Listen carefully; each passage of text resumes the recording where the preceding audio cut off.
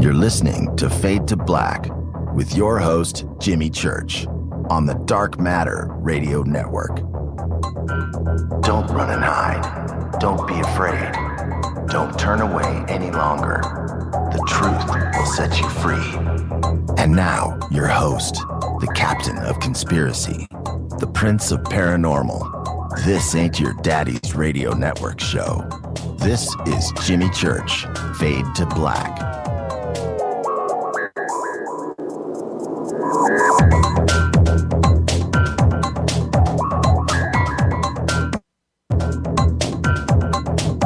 Oh, yeah. That's what I'm talking about. How is everybody this evening? This is Fade to Black.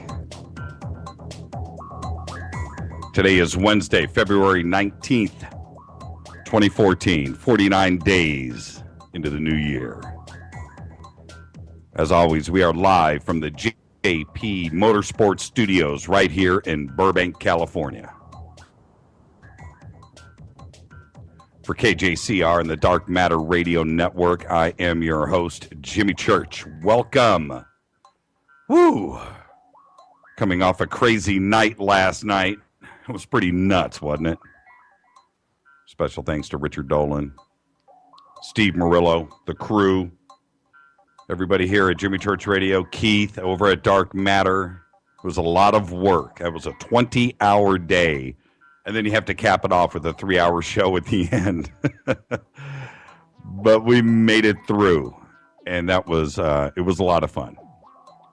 So thank you. And keep the comments coming. Good and bad. You know how I start off every show. Started off with a salute to the proud men and women in uniform all around the world. Without them, there is no me, there is no you, there is no us, and you can't hear me right now. You just think about that. My father spent 33 years in the Army. There's reasons why I start off every show that way. Happy birthday to one of my idols and yours, Tony Iommi. That's right. Guitar player for Black Sabbath is 66 years old. I have a few idols. Just a few. 2, maybe 3. We all do. That you grow up looking at. And he was one of mine. And this weird life that I have led. Everybody, you know, you have a path that you follow. And it just takes you right and left and straight. But mine, as I grew up, came out here to California doing that thing. Of all the people that I would have ever wanted to meet or hang out or work with, was that man right there, Tony Iommi. And I did. You know, there's some pictures over at my Facebook page. If you want to go over there, check it out. Me and the man himself. But that was an epic moment. Anyway, 66 years old, Tony Iommi. Also today, now I go to a website, celebritybirthdays.com or whatever, every single day for the birthdays for the show. And today, you know, I'm over there, and right there, the first pick amongst all the celebrities. Guess who was there? Doug Aldrich. Doug Aldrich. His mug was right there. I couldn't believe it. He's 50 years old today. Happy birthday, Doug. Our dead guy birthday today is Nicholas Copernicus, born in 1473, getting it done. What is that, 600 years ago? 550? He really did get it done, too. Follow us on Twitter, Facebook, YouTube. Everything is Fade to Black. Jimmy Church Radio, J Church Radio, Jimmy Church, KJCR, something. You know what to do. Go click, like, subscribe, follow, friend, whatever. Follow the show. Tonight we're going to have open lines all night. And coming off a show like we did last night, you know, how do you follow up something like that? Richard Dolan. Well, we're going to do that tonight with Druffel.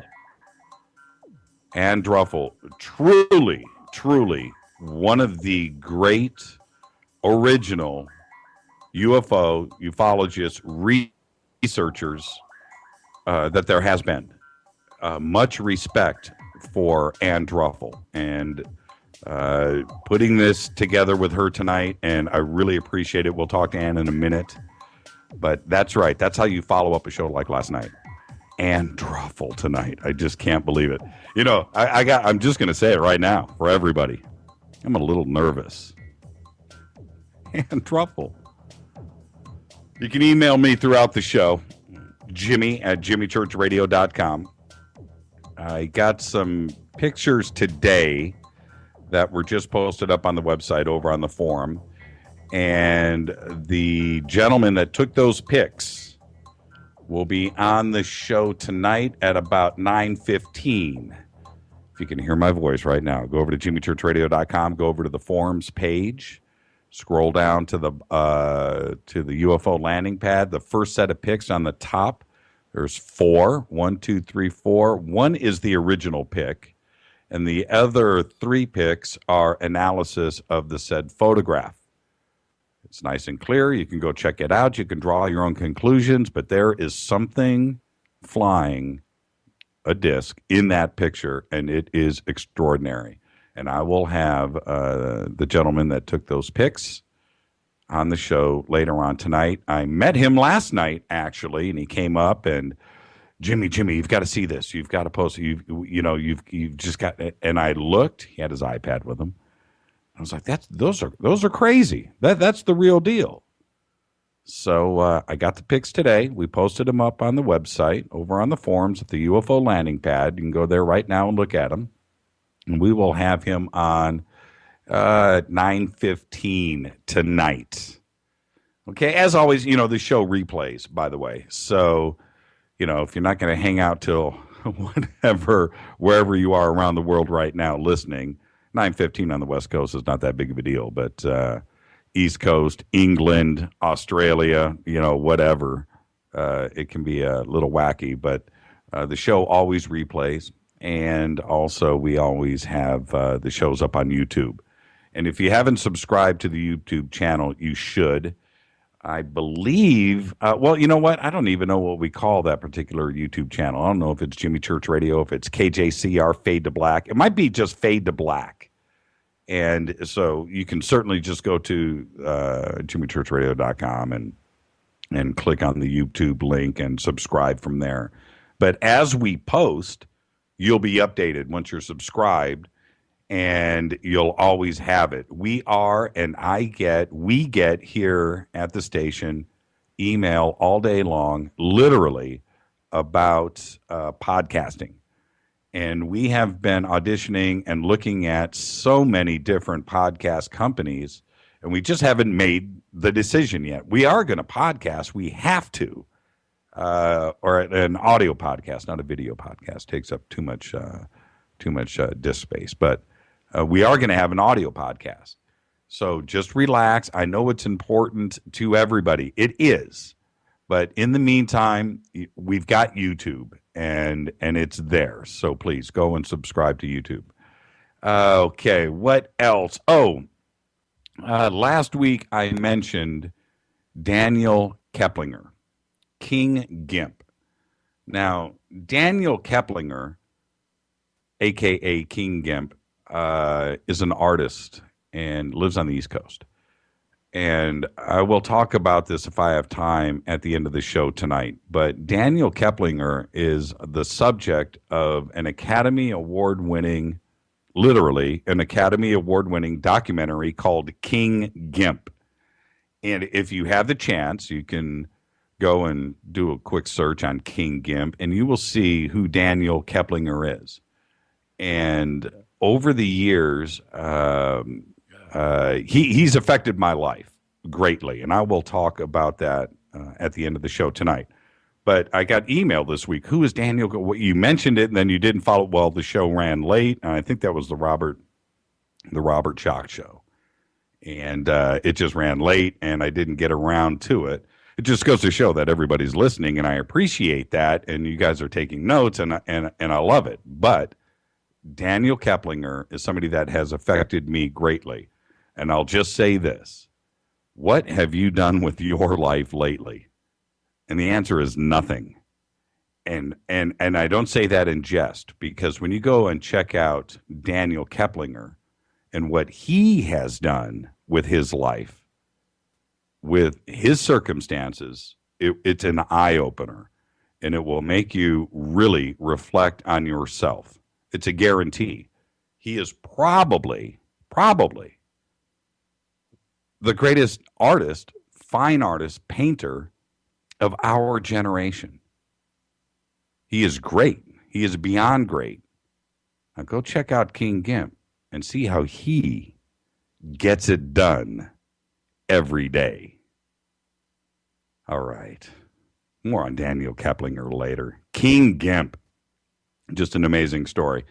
Okay, over at artbell.com. A couple of different things really quick.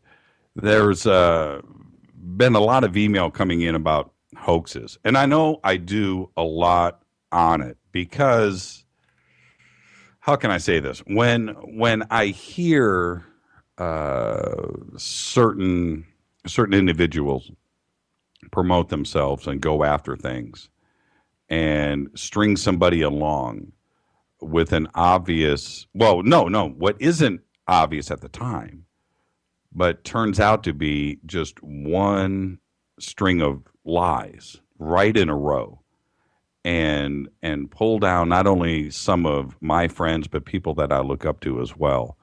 It is something that I just gets under my skin.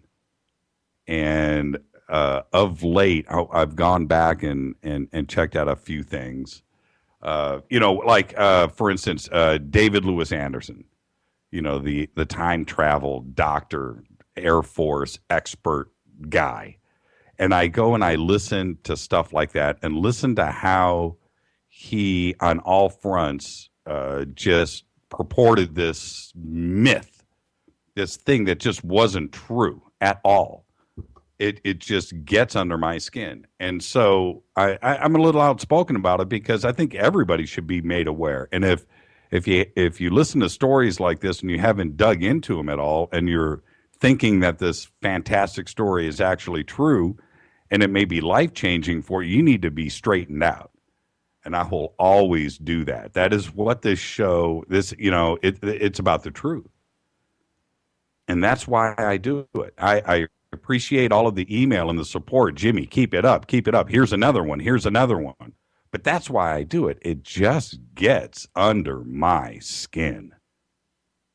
All right. Shoot me an email to jimmy@jimmychurchradio.com. Follow us on Twitter @jchurchradio. Shoot me an email tonight, jimmy@jimmychurchradio.com. We will have open lines.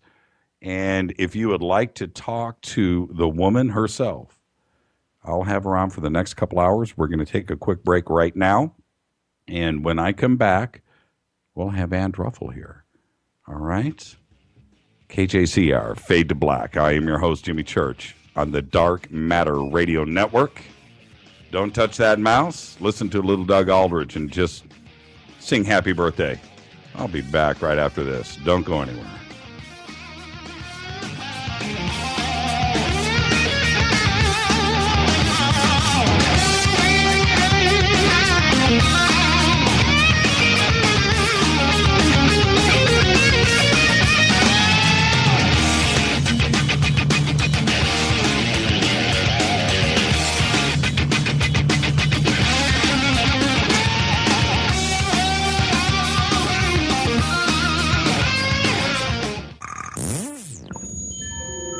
You're listening to Jimmy Church, Fade to Black, on the Dark Matter Radio Network.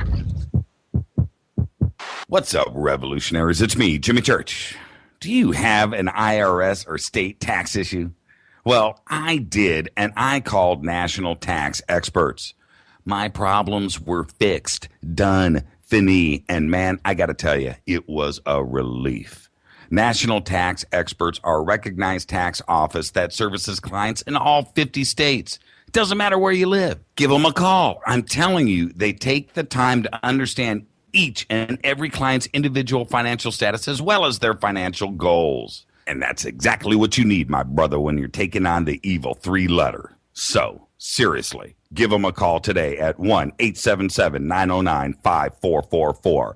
Again, 1-877-909-5444. Or go check out their website, www.nattaxexperts.com. That's NATTAXEXPERTS.com. Tell them Jimmy sent you.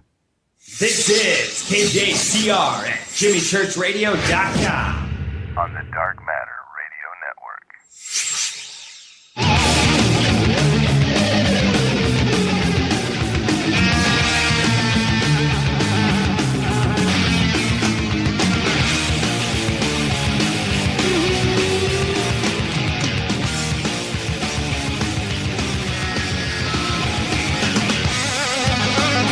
All right, everybody, welcome back.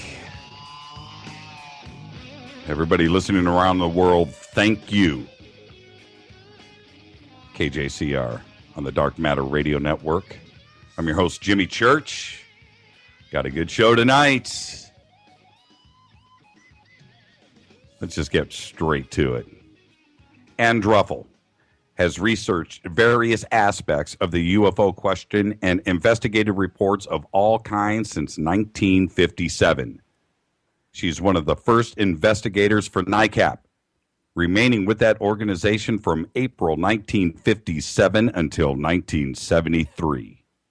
She has authored 6 books, numerous articles for newsstand magazines on UFOs and other Earth mysteries, and has contributed 190 plus articles and columns for top UFO journals in the field.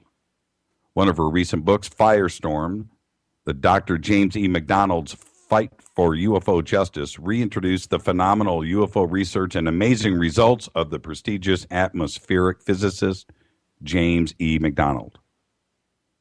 Her other works include How to Defend Yourself Against Alien Abduction, The Tahunga Canyon Contacts, and The Psychic and the Detective. I would like to welcome to the program right now the one, the only, Ann Druffel. Ann, are you with us?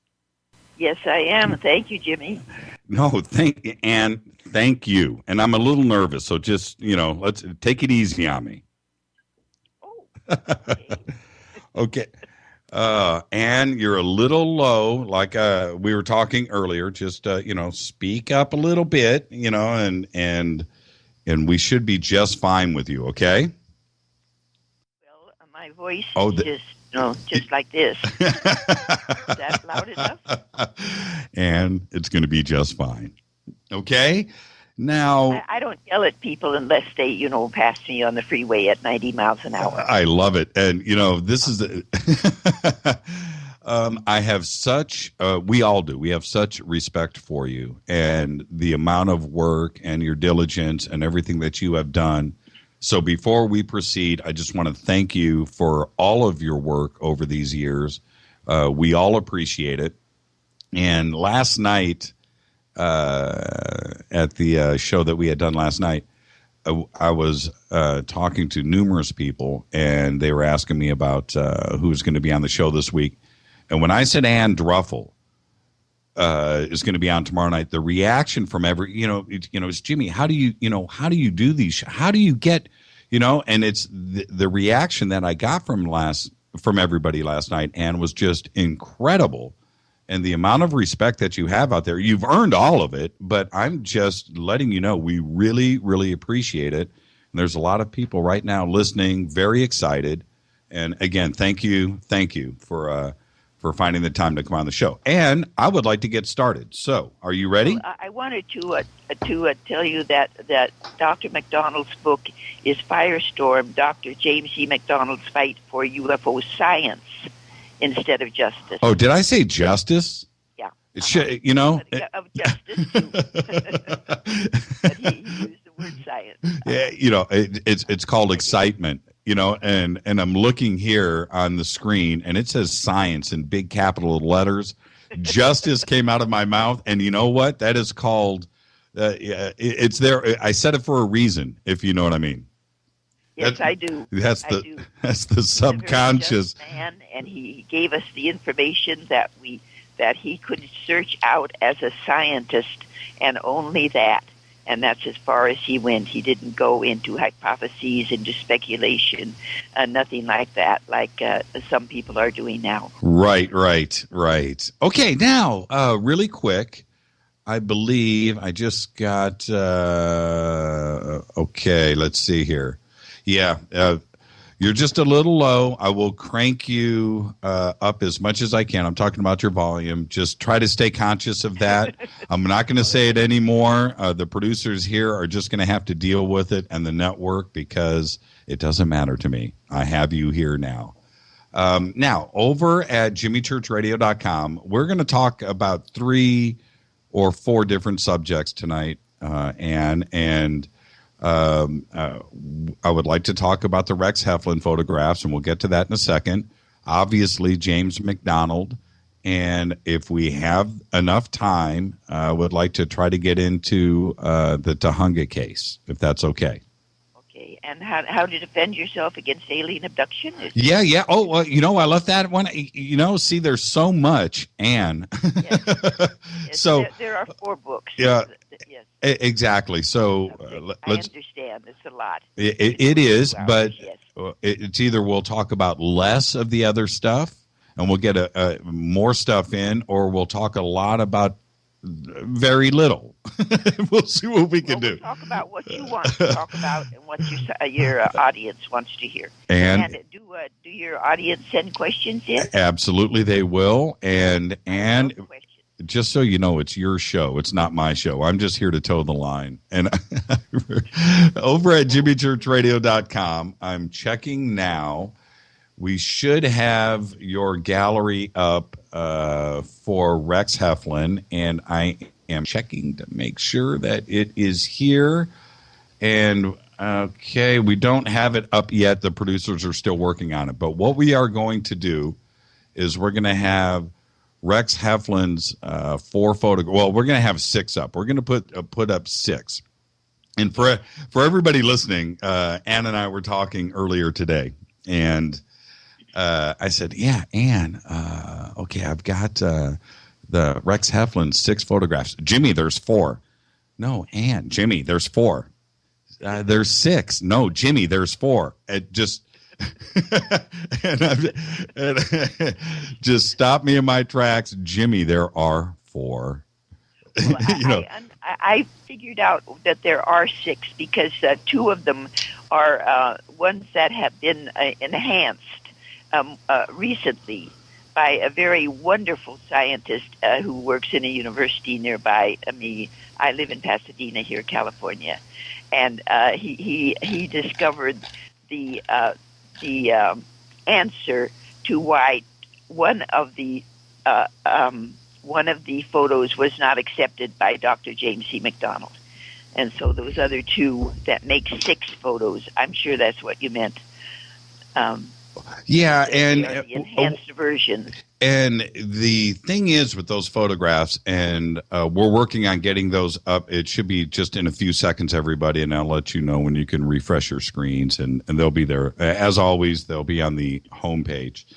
When I was looking at the photographs today, and while we're waiting for the photographs to come up, we can actually, if you don't mind, we'll start talking about Rex and about who he was and so forth.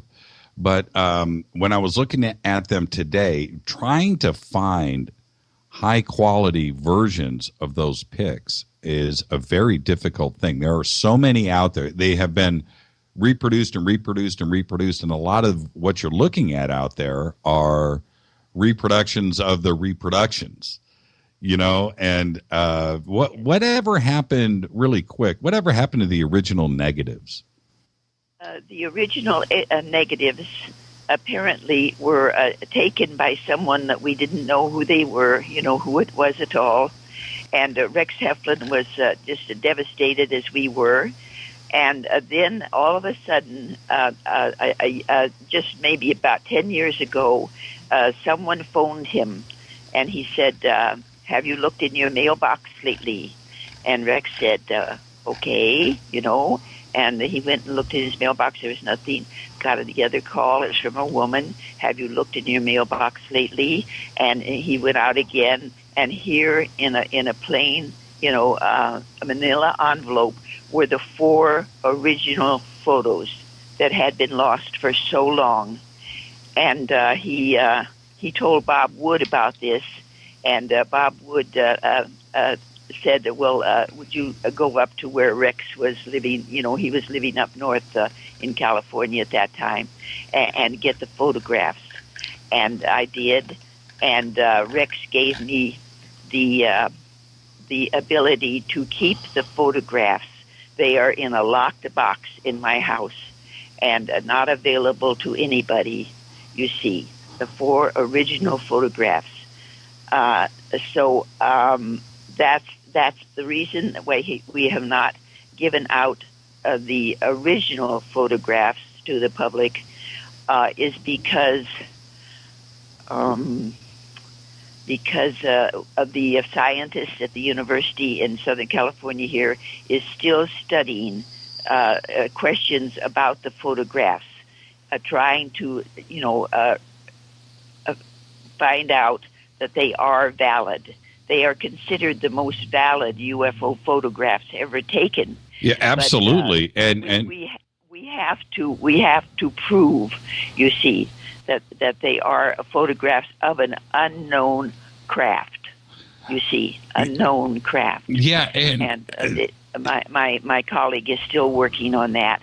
And when he finally finishes what he calls his second paper, which will be published in a refereed scientifically, journal, then they will become available to the public. Now, this is where I'm just going to ask you a very direct question.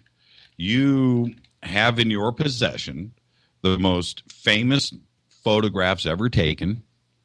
Does that ever make you nervous? No, they're in a locked box. Okay. I live on what is called a ley line that is very tranquil, and nobody bothers us on this street. Have you? And they're completely they're safe. Okay, They're safe. I trust that they are. But the thing is, they are not copyrighted, you see. Rex Heflin never wanted them to be copyrighted. He wanted everyone to have availability to them. But of course, we have the original ones. We still the scientist is still working on the original ones, but the other copies, are available to anyone who wants to use them. They are not copyrighted because Heflin never said, don't copyright them. Let the public have them. Do you ever take them out from time to time and just look and in amazement? And what is it like when you do hold them in your hands? I mean, I can't imagine, because I remember the first time I saw the photograph that he took from the windshield, picture number 1. When you look at that picture, you don't know what it is that you're seeing, because it's an unfamiliar type of craft in the air, but it's crystal clear, it's perfect, and it will make the hair stand up on your skin. What do you have that same feel? I mean, when you look at those photographs, the real thing, because what you see on the web, like I said, they're all reproductions, but you have the original photographs. What do they do to you when you look at them?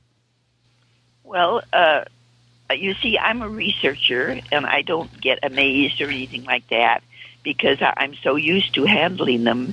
And every once in a while, some special researcher will come and want to see them, and I will, meet with him in my home, and I will take the photographs out, and they're the ones that are amazed when they handle them.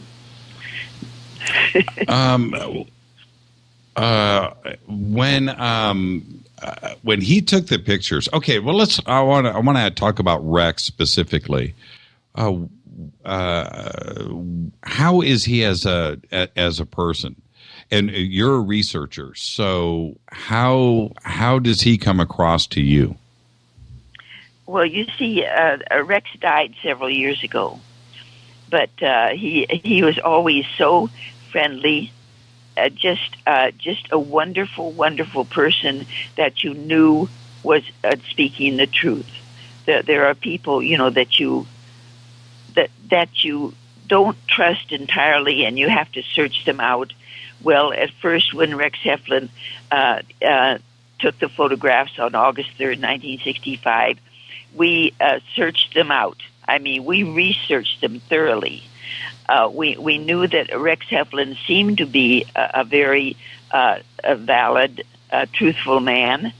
But as the time went on, we were convinced that he was telling the truth. He was a wonderful man. Wonderful. He's a friend. Had he, and when these pictures were taken, and it was so long ago, when they were taken, what was the environment in the country at the time? Was the talk about flying saucers? I mean, because that's what the picture is. It's a flying saucer. It's an unidentified flying craft. Yes. At that time, the ideas of UFOs and especially the photographs had entered into the public consciousness.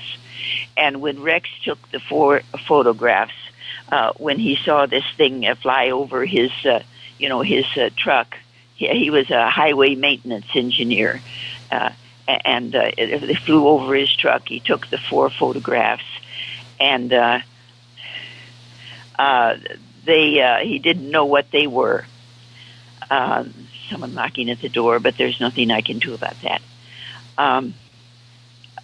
He took the 4 photographs, and he was just going to keep them because he didn't know what they were. He thought, well, this is something that the Marine base, that was several miles away, was working on, something that we had built. Right. And so he just kept them, but he showed them to some of his colleagues at his work.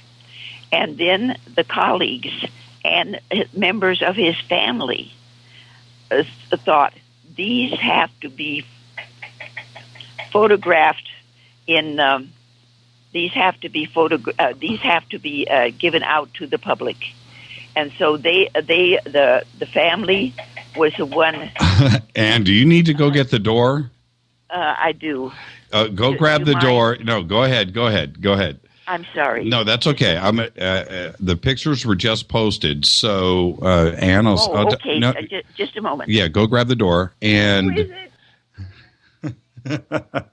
So, and that's what happens when I turn off the phone line. You can hear the difference between my microphone. Anyway, everybody, the pictures are up at jimmychurchradio.com. And if you, they're on the homepage, and it says the Rex Heflin Gallery. There are 6 pictures here.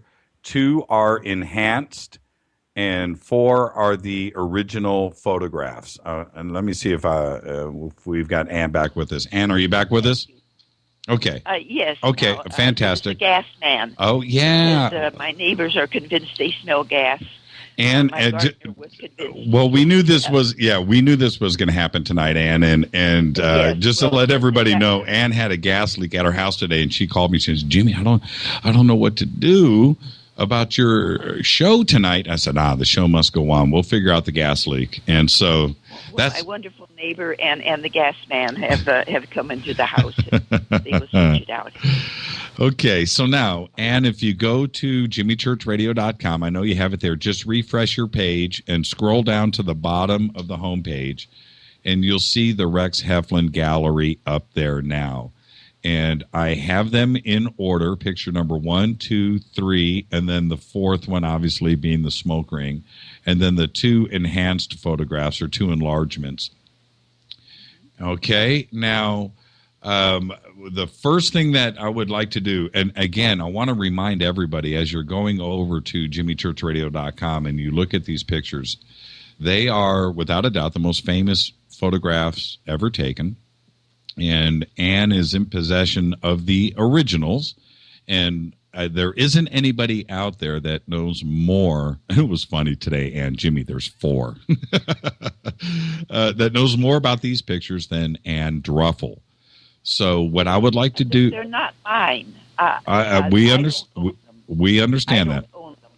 Ann, yes. Let's talk about picture number 1. Okay. Now, as we look at this, picture number 1 is taken out of his windshield, and it's the first picture that he took.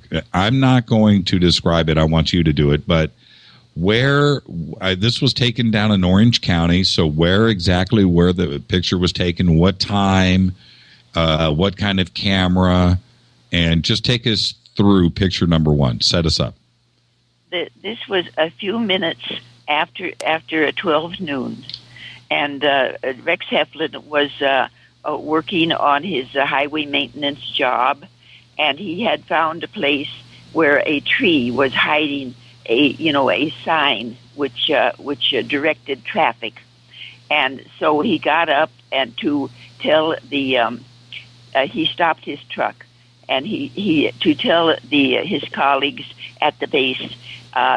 Come and trim the tree so that this highway sign will be available.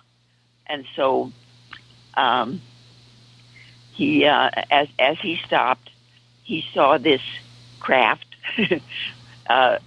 go rather slowly in the front. He saw it first through his front windshield, and he had his camera, you see, which was a very unusual camera with high density film, just like nobody else at that time had, but highway maintenance engineers, you see. And he snatched up his camera and he took a photograph, just in case. And then the thing moved over to toward the northeast, and he took another photograph through the side window of his truck. Then another one as it went further away into the northeast. Those were the 3 photographs we call the Heflin photographs. Then he saw a few seconds later a smoke ring appear in the sky where the craft had disappeared just before he took the 3rd photograph. You see, it had gone off into the distance. It hadn't just disappeared. And he said, he thought, what a strange smoke ring. It was a smoke ring that was cohesive. It didn't seem to shift with the wind. It kept originally, basically its original shape, a smoke ring. And so he took his truck up the highway for about a mile and a half. It took about a minute for him, Sure. And he got out of his truck and took the 4th picture of the smoke ring. And luckily, it was high in the sky, but luckily it had some of the trees of a nearby orchard also in the photograph, so that that was basic to being able for us to figure out how high the smoke ring was at that time, basically how high. So those are the 4 photographs, you see. Today, when you go around this area, and I have tried to, years ago, I've tried to find the original spot. Now it is completely developed. It doesn't look like this now. And if for everybody out there that has never been to California or Orange County, L.A. now pretty much is one big city from the valley all the way to San Diego now. It is just, it's completely constructed. But back then you had vast amounts of open space and farmland and orange groves and things, which is where this picture was taken. And, to think that this was taken over Orange County it's funny to me, because this is country, and down there now, where this picture was taken now is 100% concrete and homes. Yes, it is. Now, Yes, it is. Well, 65, that was a long time ago. 35. How did... 45, 47 years. How did he distribute these pictures back then? How did he let the public know? Yes, I was telling you when they knocked on the door. He kept the photographs. He didn't know what to do with them, but he did show them to his colleagues at work. Just as out of curiosity, and it was the colleagues and members of his family who decided these have to be shown to the public, and some of his family took them to I believe it was a Santa Ana Register at that time. It was a prominent newspaper, and they wrote an article about the photographs with the 4 photos, and almost without even Rex Heflin's okay, because they were so excited. You see, his family, his colleagues were so excited about the photographs because they considered them to be UFOs. But at that time, Rex Heflin had no interest in UFOs. He knew nothing about the subject, and he thought, well, this is something that the military base, the Marine base south of Santa Ana is developing. Was he ever a guy that was looking for fame or notoriety, or was somebody that wanted to chase money? No way. He never accepted any money for any use of the photographs. You see, he says that the photographs belong to the public. They belong to the public. Okay, but when we first learned about it in NICAP, you see, the NICAP subcommittee in Los Angeles, we learned about the Heflin photos. And we invited Heflin over and talked to him. And then after a few months, Heflin began to realize that perhaps what he had photographed was not something that was built on this earth, that very possibly it was what was called an unidentified flying object, you see, a UFO. And take me through a few things. In photograph number 1, and I know that you have all of this information on the front of your brain. You've been researching this forever. Yes. How far away in the first photograph, photograph number 1, the one that's taken straight out of his windshield, how far away is the craft from his truck? He estimated that it might be about 100 feet away to the north, you see. Okay. But and about 30 feet high. Okay. Oh, so he's facing north. I thought he was facing south, only because I know Orange County. It feels south to me. So he's actually facing north. So Los Angeles is off in the distance in the first picture. I got you. Okay. Yes. So if the craft is 100 feet away, how many feet in diameter did he say that it was?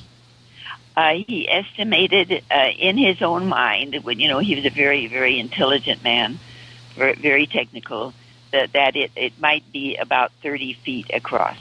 Which would, and when it was studied by the NICAP groups and other groups, 6 scientific groups studied, right away. They estimated that was probably that it was about 30 feet across. Now, the next picture, which is picture number 2, the 3 pictures in the top row of the gallery were taken in order. So, and again, I want to set this up for everybody. When you look at picture number 1, he's pulled his truck over to the side of the road. He's grabbed his camera. It was a Polaroid camera, I believe, right? It was a Polaroid camera, but a very special one, you see. It was something that only people like highway maintenance engineers had. The public did not have cameras like that.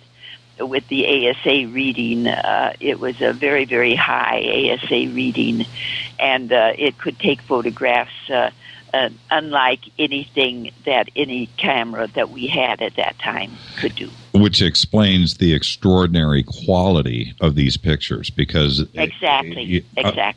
Now, okay, so picture number one, out of the windshield, craft is about 100 feet away, and his truck is facing north towards Los Angeles from Orange County. And in the next picture, it's out. His truck, I believe, was facing the ocean to the east. Okay. But the object was traveling from south to north.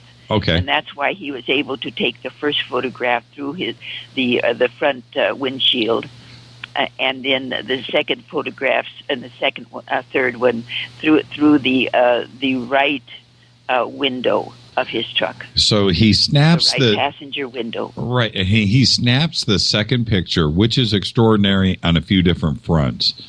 You can see the side of his truck in the rear view mirror.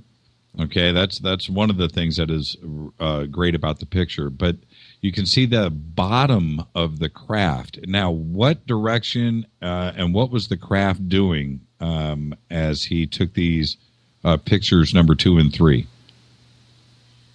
It was traveling just at a speed. It hadn't stopped or anything like that. Just traveling from what was basically the south-southwest toward the north-northeast. And so and I'm picturing this, so he's spinning the camera from left, he's panning over to his right to get out of the right door. So the craft is moving from left to right in front of him, right? That is the first photograph. Yes, but I'm saying the craft is moving from his left to his right because the next set of photographs are taken out of the right-hand window. Exactly. Okay. Yes. And where did it go? So as he snaps off picture number 3, it looks like, again, I need to ask you these questions directly because you are the source. Everything else doesn't matter to me. You're the source. You're the one. When you get to picture 3, the craft, again, it has adjusted and has leveled out. Was it sitting still, or did he lose track of it? Why wasn't there a fourth or fifth picture? My neighbor just given me a note about what the gas man said. Do you mind if I just take a second to read it? I'm sorry, a gas leak at the time and on the radio is not convenient. And you can do whatever you want. And I will just say this, everybody. Let's stay on this gallery really quick. And we're talking about pictures 1, 2, and 3 with Rex Heflin. And these were taken in 1965. These are indeed the most famous photographs ever taken. And when Ann gets back on the phone, the one thing that I'm interested in all of this is, did Rex have any inkling? Did he have any knowledge that this was going to appear on the cover of nearly every single book and magazine that dealt with UFOs for the rest of his life and our lives too as well? It's just an incredible situation for this to have occurred to him. And he was just a guy that worked for the highway here in California and didn't look. Now, I had read, and we all have about Rex, that he just didn't look for fame. And I've never met him. Ann has researched these photographs nearly exclusively. Hello? Yes, we are. That's okay. They're shutting off my gas. Okay. Okay, Ann. I'm sorry. That's okay. So it never happened before to me. That's okay. So the thing is, for me, with these photographs, did Rex have any idea how these photographs? I mean, did he have any idea that this would change ufology and would literally be on the cover of every book and magazine that talked about UFOs like forever? I'm sorry, my neighbor. They've shut off the gas in the house. Okay, Ann, do you want to continue with the interview? Well, I would like to, but the gas man is here. Okay, well, shut off my gas. Okay, can he shut off your gas and you can continue with the interview? Just a moment. I'm on the radio for 2 hours right now. Is it? Will you be here long? You've got to love live radio.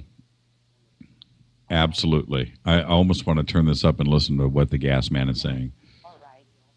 He has no idea who he's talking to or how important this is. And I'm going to roll some music. And I'm going to take a little break. You talk to your gas. You want me to take a break and you talk to your gas man?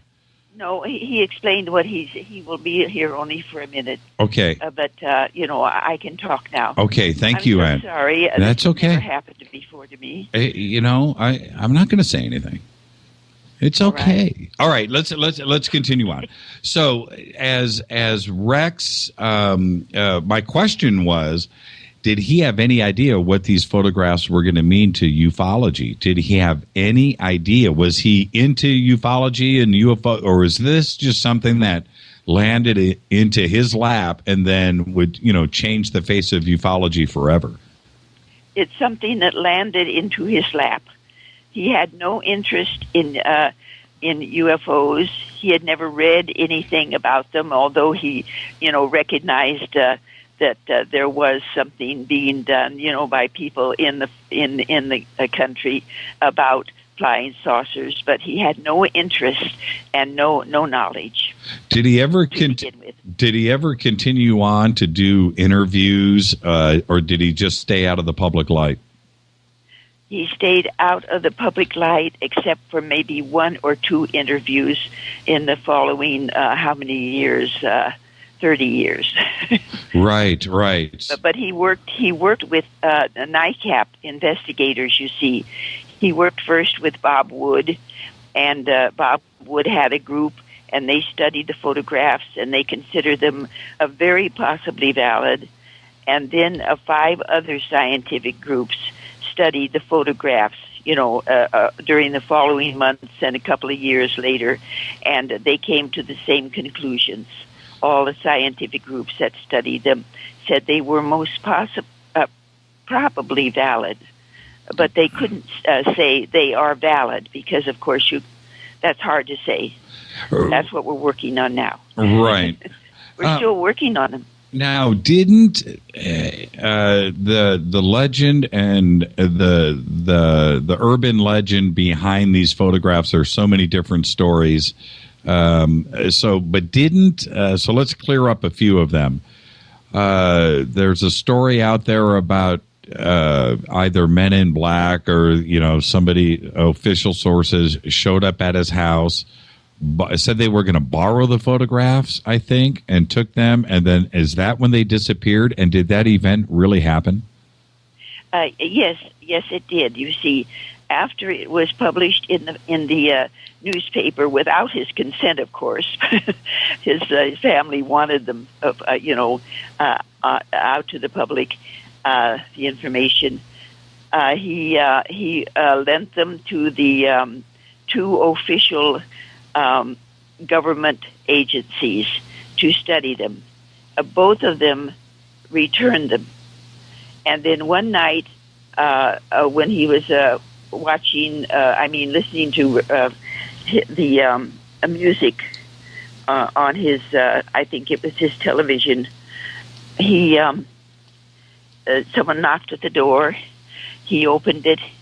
There was a man in black standing there, saying that he was from what was Heflin considered was possibly another official government agency, and the man showed him his credentials, but then he pulled them way back, real fast, so that Rex Heflin didn't have a chance to study his credentials, his badge.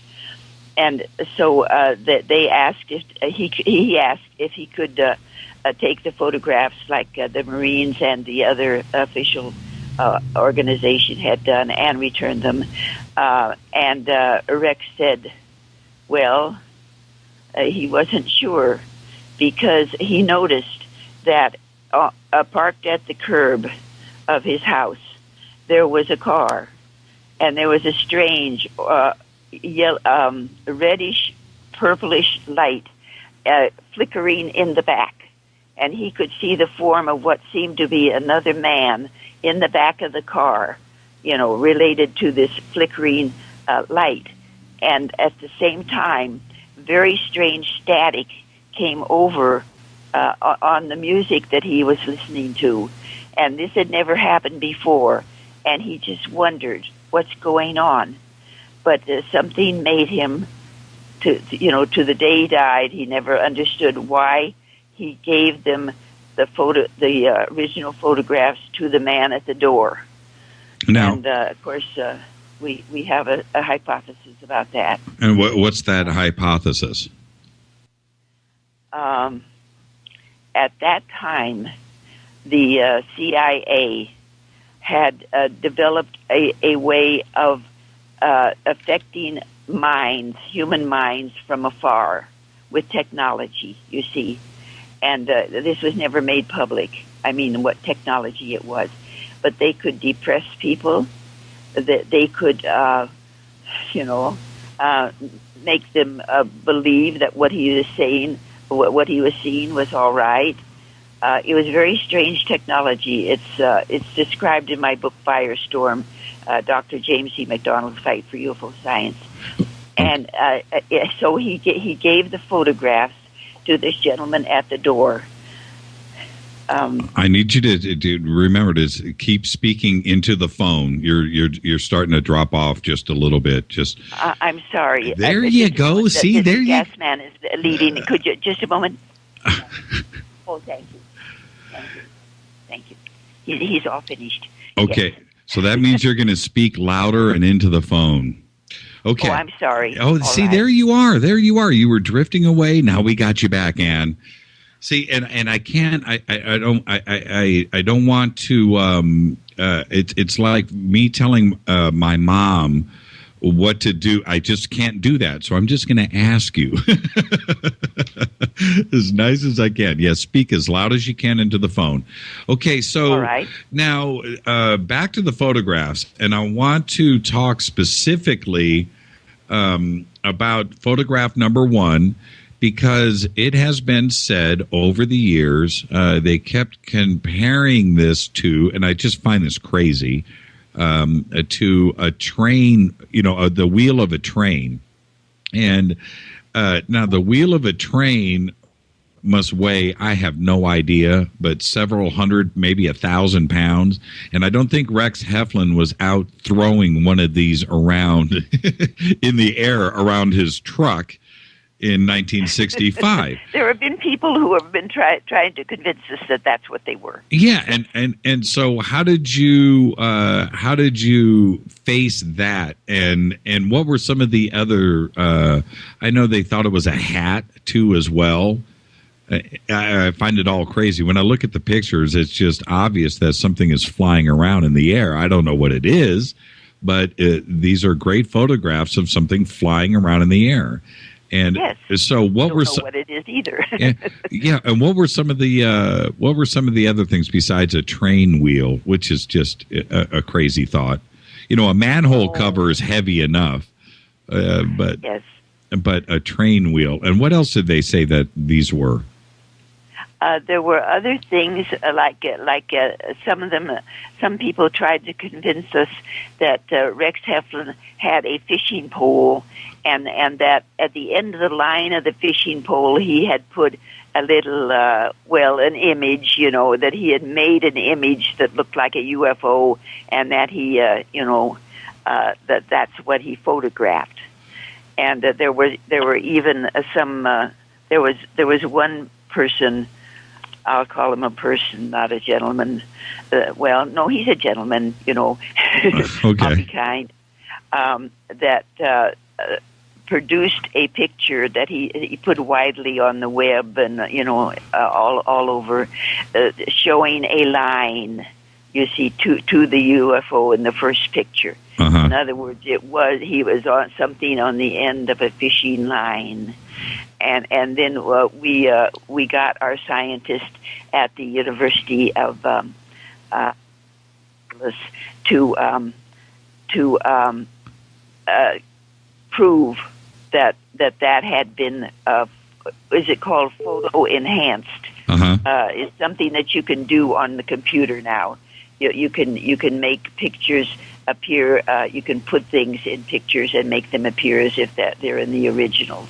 Yeah, but they're not in the originals. Yeah, There's no fishing line in the originals. Of course. Now, and I want everybody to understand that there are no negatives of these pictures. They were only original photographs because it was taken with a Polaroid camera. Is that correct, Ann? Exactly.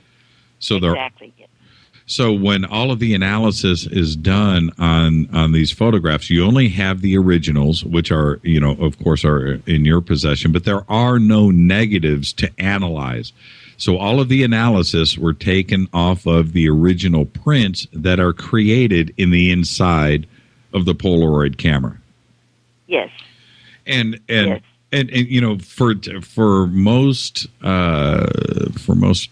if you're under the age of 20 today or 25, you probably have never heard of or seen a Polaroid camera, and it's kind of funny to think about it like that in those terms, because for us, anybody 30 years older, we know what a Polaroid camera is. We know what a negative it is. We know what a real a print is.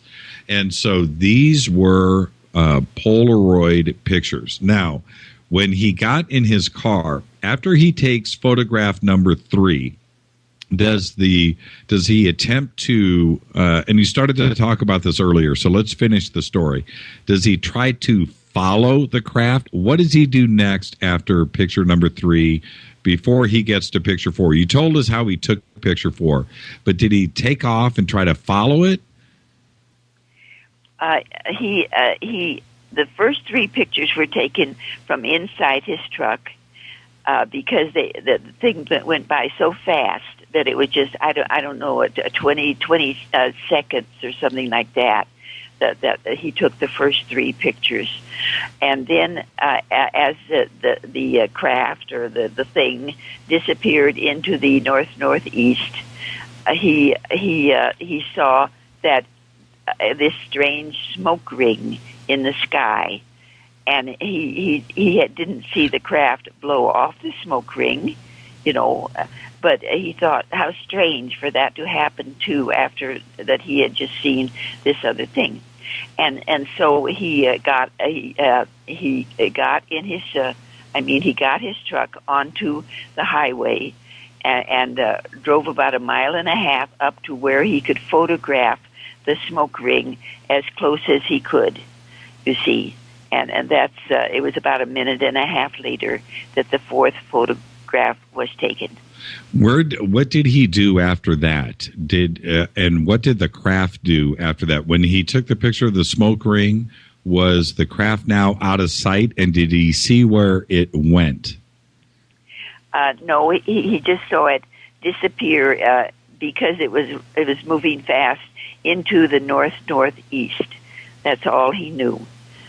But the ring hung around, you see. Right. He thought that would be worth photographing too. Now that you've had all of this time to continue research on these photographs, what are the conclusions that you have come to? Well, you see, I've not done the technical and scientific investigation on the photographs. You see, this has been scientists in the UFO research field who have done this. But I have kept track of everything that has been done and written about what has been done. But what's your gut feeling? You've been researching UFOs forever, and here are absolutely the most famous photographs ever taken. Ann, what is your gut feeling on these? Is it a genuine craft? Do you think it's from not of this earth? Do you think it's something that we built and maybe we were testing? There's an Air Force base, a Marine base right down the street. Could it have been tied to that? What are some of your conclusions? The conclusion presently of the scientists who have worked on the photographs and myself also consider that it is very, very possibly a craft not of this earth, not from this earth, because of the way it flew and disappeared. And I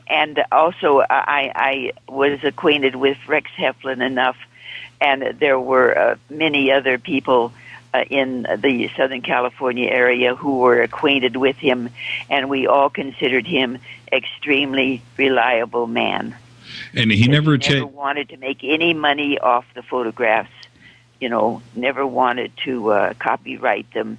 He said they would belong to the public. Okay, let's... I'm convinced it is what we call an unidentified flying object, which to me are very possibly extraterrestrials. Okay, right there is a great place to take a break. Let's take 2 minutes. When we come back, let's continue with James McDonald. We are live with Ann Druffel on the Dark Matter Radio Network. You're listening to Fade to Black. If you need to talk to Ann, you can call us, 323-825-5045. Shoot us an email to jimmy@jimmychurchradio.com. We are live with Ann Druffel. Ann, don't go anywhere. We'll be back in 2 minutes.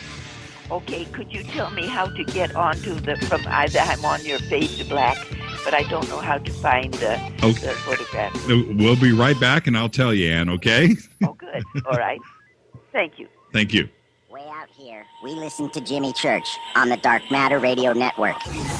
Dark Matter. Dark Matter. Dark Matter. Dark Matter. Dark Matter. You're listening to Fade to Black on the Dark Matter Radio Network. ¿Qué tal, mis amigos? Yo soy Mario Carzan, el tiburón, y los invito para que escuchen a mi buen amigo Jimmy Church Radio. ¡Claro que sí! Oi, oi, I'm Reese Evans. You're listening to Jimmy Church. This is Revolution. The revolution will not be televised. The revolution is on radio. Ciao.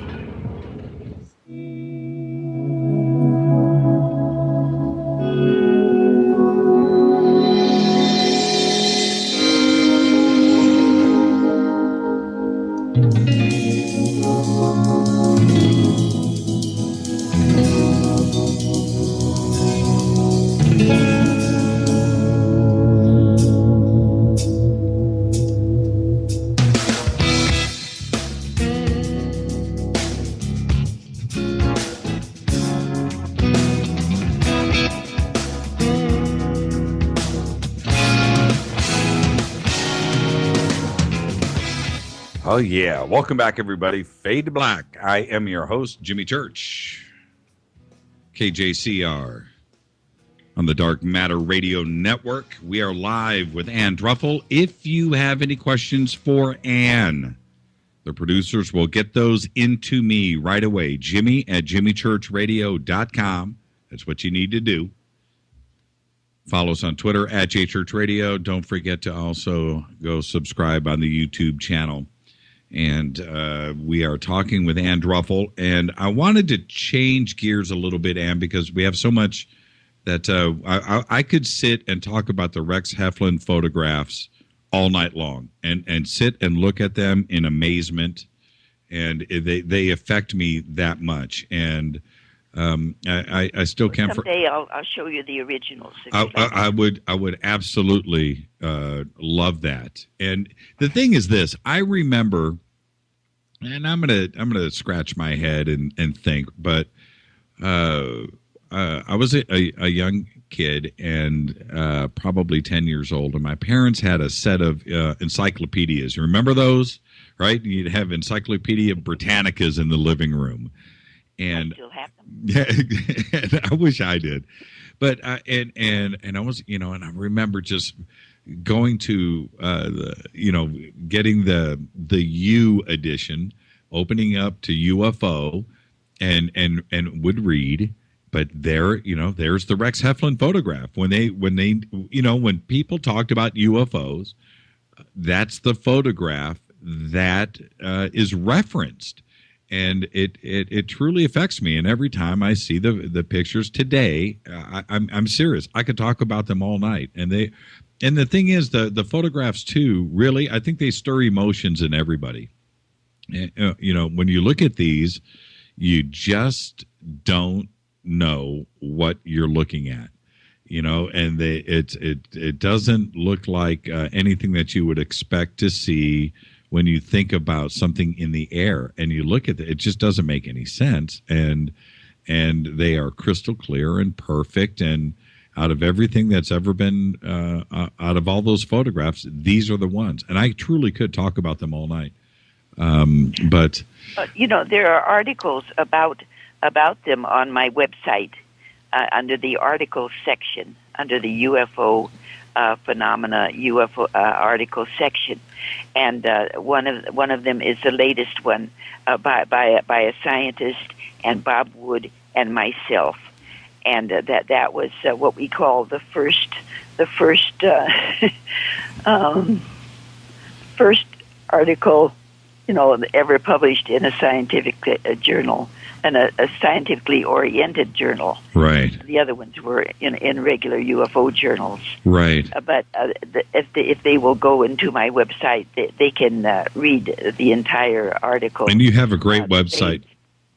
Yeah, the links to Ann are just click on her name right there at jimmychurchradio.com. Everybody is used to how we handle all of our guests on this show, and so the links to Ann's wonderful website are right there, and it's a lot of good reading, including what we're going to talk about next, which is Dr. James McDonald, and he, like yourself, Ann, he was one of those guys that, there's a few important researchers in ufology. You can count them on one hand. And James McDonald is one of those. And he's also, unfortunately, not somebody that we refer to today. And I find that to be a tragedy. And one of the things about this show is I want everybody to learn something. And if you walk away from this show learning something and you're glad that you spent, because everybody's time is important. And if you're going to spend time with me, I want to make sure that you walk away just like, man, wow, that was great. And the story of James McDonald is just that, isn't it? Oh, well, you say you compare him to others in the field, including me, which James McDonald was a superior to everyone. Exactly. There was never anybody like him before. There has never been anybody like him since. And why? And that's why I wrote the book about him, Firestorm. And when I say that in such a dramatic way, and you just said it in just the same dramatic fashion. Yes. Why is it? Just give us a little. Let's tell a little bit about his history. Of course, his importance. When I first started the show, I had Ralph McCarran on, one of my first guests. And one of the things that we talked about was James McDonald and his importance out there. And he's just got one of the most fascinating stories behind him, and he was only and I want you to correct me on this if I'm wrong, and which is okay, I usually am, but he was only out there for about 3, 4, 5 years, right? He was publicly researching UFOs for 6 years, right, with NICAP, right, you see. But before that, from about he saw an object in Arizona with some of his colleagues, his scientific colleagues, in around 1956. And so he became interested in what are these things, and he was doing a private research. People were, calling him at his office at the University of Tucson, telling him, University of Arizona, Tucson, that they had seen something or something was in the sky, and he was investigating UFOs before he joined us publicly in the field in 1960. I believe it was 65. 65. Okay, so how well did you know James? I knew him quite well because even though he had his offices in Tucson, you see, he was a climatologist, an atmospheric physicist, you see, and he would study all sorts of problems in the climate and meteorology, things like that, and he would go to various countries even to speak or to study a particular subject that had come up. And whenever he was anywhere near Los Angeles or even in Southern California, he would make time to meet with us in the NICAP meetings that we had, the NICAP subcommittee meetings. And we called them parties, you see. We had them about maybe once every 2 months or something like that. But when McDonald informed our director, the subcommittee head, Ida Bell Epperson, that he was going to be nearby and could he come and talk to us, she would say yes, and she'd plan this party with a great big, stuff to eat and everything. And there would be 30 people who would come to those meetings to hear McDonald, right there and interact with him. And some of these 30 people were the scientists who were active in the field, though not publicly, you see. McDonald was the only one who had gone public at that time in 1965. But we had scientists in this area who were privately in the field with our NICAP subcommittee, and also NICAP subcommittees all over the country, and in other countries too. NICAP was in several countries. And why? What made James McDonald so special?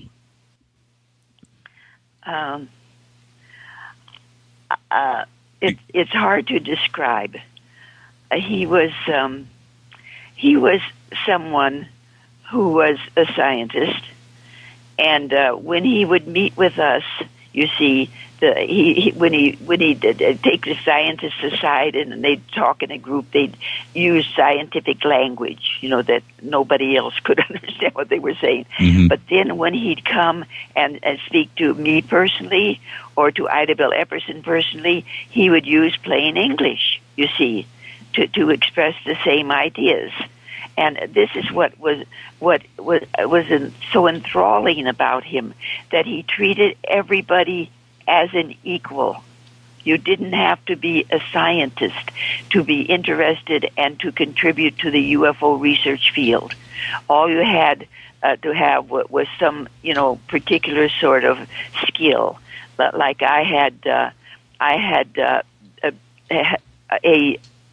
was a sociologist and had been a social caseworker for about 4 years then. No, wait a minute. Well, he was. I was 6 years in the field, and I was scientifically oriented, you see.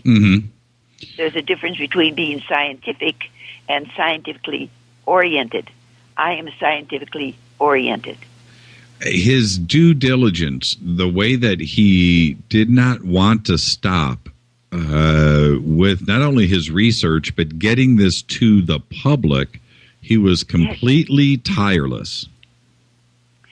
completely tireless. He got the scientific community at large interested, lots of them interested in the UFO phenomenon, because he convinced them that UFOs were a scientific phenomenon that was being badly neglected by the scientific community, you see.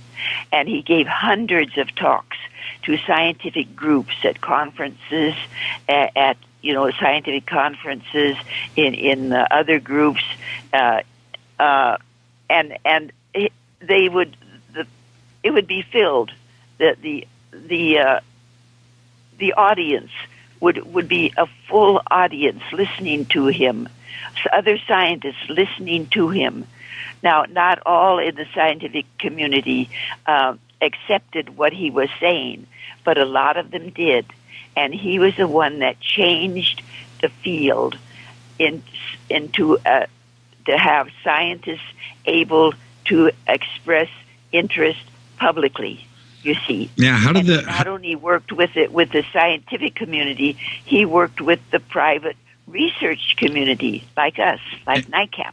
And what about the government in Washington D.C.? Were they happy with his steadfastness? They were not happy, shall we say that? There was a lot of criticism in the government about what he was doing. But of course, you couldn't criticize McDonald, right, and get away with it.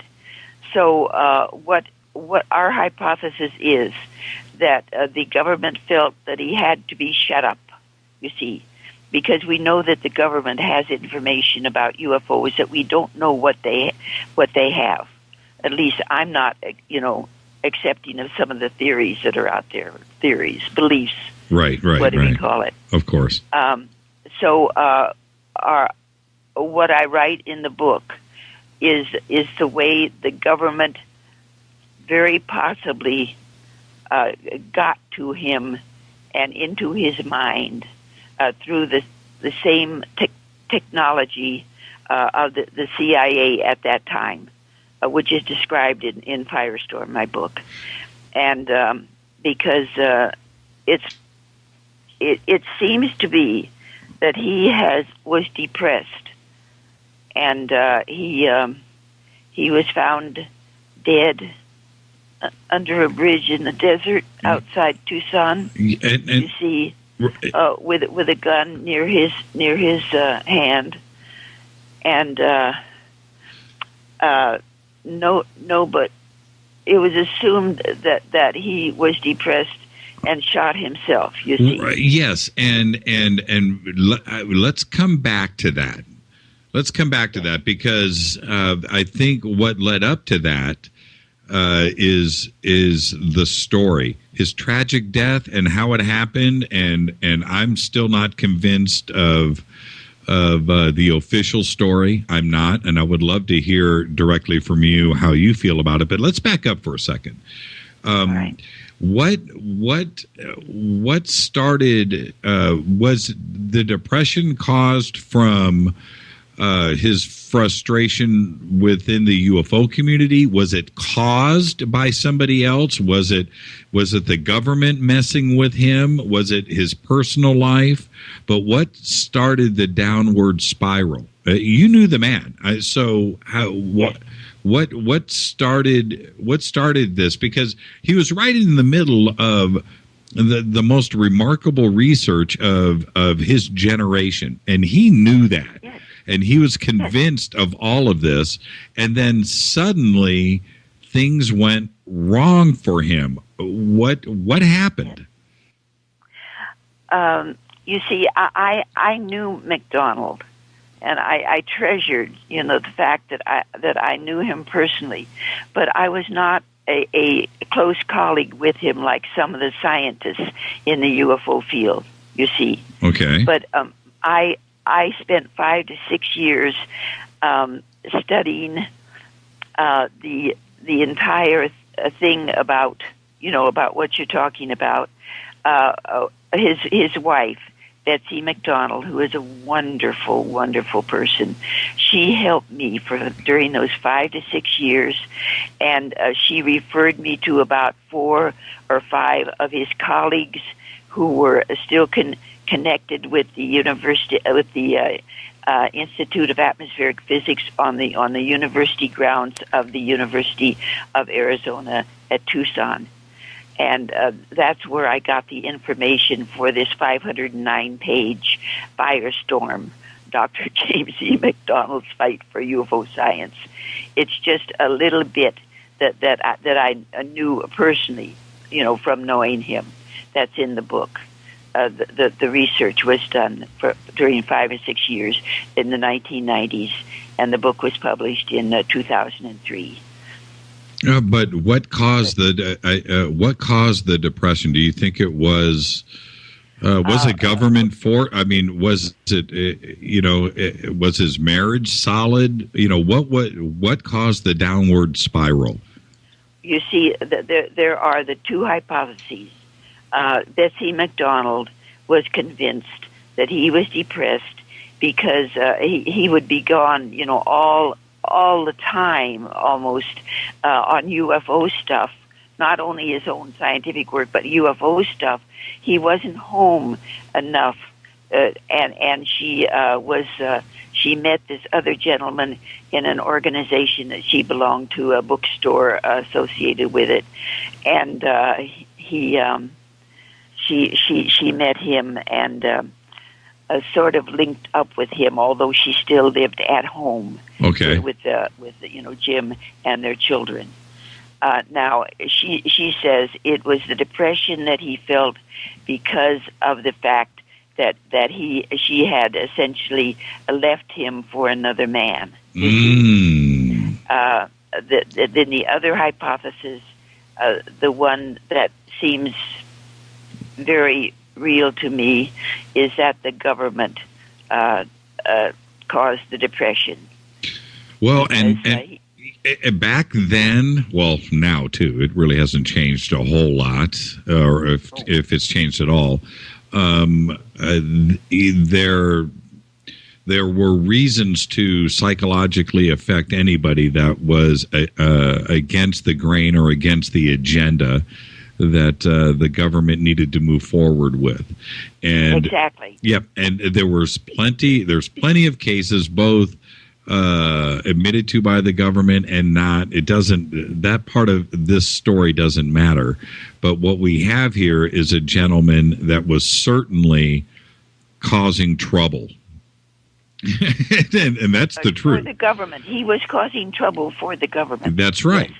Yes. And then suddenly he commits suicide. And I just find I have issues with that too as well. And how do you feel ultimately about the gun and how he was found? I've been to the place where he was found. Right. And you see, all I can be is hypothetical. I can't say I believe this, or I'm convinced of this. Hypothetically, I believe that he was sent into depression by government technology, which was which we know existed at that time, and he was followed around Tucson by cars without license plates, with supporting bars in the back, which meant law enforcement cars, but without license plates. He was followed around Tucson by these people, and they would sit in front of his house. And this technology that the government had at that time, they could use it from afar into, if someone was in a house, they could use it to affect their minds. I think my main hypothesis is that is what happened. Do you think he was in possession of some knowledge too as well, and they found out about that? Did he ever indicate anything like that, or did he ever say, "Hey, if I die, this is really what happened. Oh, never. Okay. Never. Okay. No. What? What the question was? Do you think he had knowledge of something specific about what the government did or did not know? It seems that he might have been on the verge of getting knowledge, you see, because a couple of weeks before he died, he met with Dr. Bob Wood, who is a very famous in the field, Bob Wood came to Tucson, and they had lunch, at a little place, and talk. And at that time, McDonald said to Bob Wood, I have information. I'm going to get information from the government, from a source that is totally reliable. And he didn't tell Bob Wood what the source might be or what the information might be, but he said that he's getting information about what the government knows. This is what he told Bob Wood. He's going to get information by meeting with this person in the government. And so it's possible that he had many people who were officials in the government that he worked with, and it's very possible that he did have a source, that he never told anyone what it was, you see. Mm-hmm. The thing is, he wrote journals, he wrote everything down in journals, but every once in a while in the journals, I've transcribed the journals for them. It says, I met with so-and-so, which would be someone in the government, see small notebook. And so he had information in what he called small notebooks that was confidential, that he couldn't put in the journal itself. Have you seen that? We have never found the notebooks. Oh. I have looked and looked over, around Tucson for the notebooks. We have not found them yet. But I hope that someday we can find what he called the small notebooks. Did he ever? Now you and Ralph McCarran went through all of his interviews and all of the tapes that he made too, as well. And thank goodness that he did do that.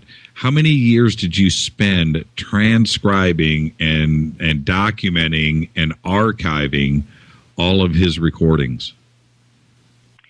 I would say around 8 years. 8 years.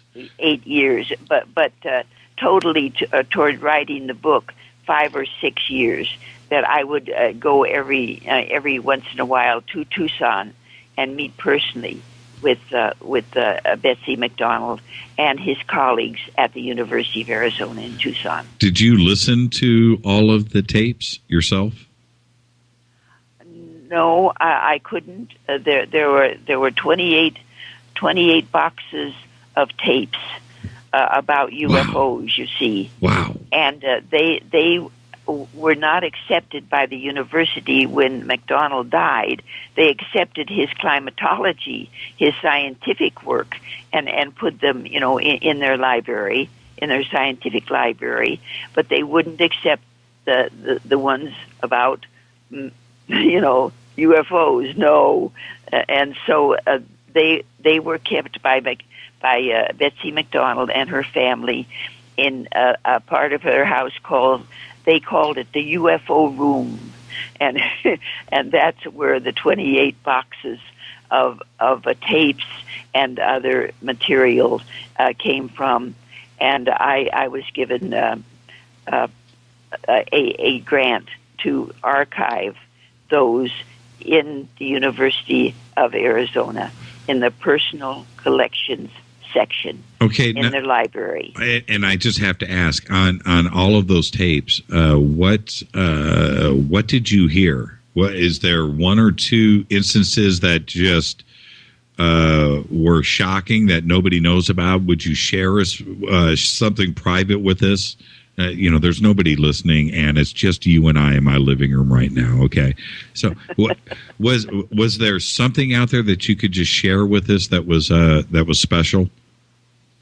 Well, no. You see, the tapes and the journals that I had access to and transcribed, they were all about cases that he had investigated, people who had contacted him with information about UFOs that they had seen or that they knew someone that they had seen, and those were the ones that he followed out. And these were on the we call them cassettes now, tape cassettes, right? And those are now in the University of Arizona in a personal collection section of the library there. But a few years ago, Ralph McCarran, we got more funding for Ralph to change the original tape cassettes into digital form, and they are now in the University of Arizona in the personal collection section in digital form. Right, I understand. But was there any cases that were special that maybe that didn't get out to the public? That's what was there anything there? You did 8 years of archiving and transcribing. Certainly there was something that just made you go, wow, this is really special. This is crazy. I didn't know about this case. I didn't know that he investigated this. There has to, what was there, Ann? I need to know. Well, you see, in the books, in his journals where he says, "See Black Book," those are the cases that we don't know about. The other ones we did know about because we were aware of everything he was doing in the field publicly, both in science and in the public field. We knew about those because even though his talks or information would not be accepted in scientific journals, he wanted to distribute them to the UFO field at large, like us. Right. And so he would have them. He'd have his secretary put them, type it up, and make copies, and he would distribute these copies everywhere he went. Right. Everywhere he went. But when he's talking, so that's what we have are his copies. Sure. When he's referencing something to go see the Black Book, what were some of the names tied to that case, or what specific case was it? Is he referring to, I don't know, I'm going to pull something out of the air, Kecksburg? Is it a specific case in general? And then he says the details are in the Black Book, or am I missing something here? He would not. These comments, see Black Book, these would be in the middle of journals, where we knew what he was doing, and then there's no indication why he put part of it in see Black Book. He never specified anything. Okay, I guess I'm missing it, on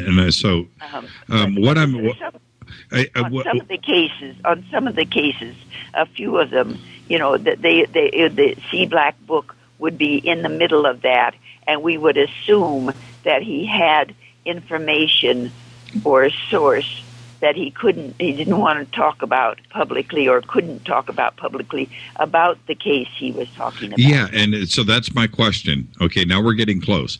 Was it, can you think of a case that he was talking about, specifically that case, where then he cut short and said, see Black Book? What can you, what case or cases specifically was he talking about where then he cut off in the journal?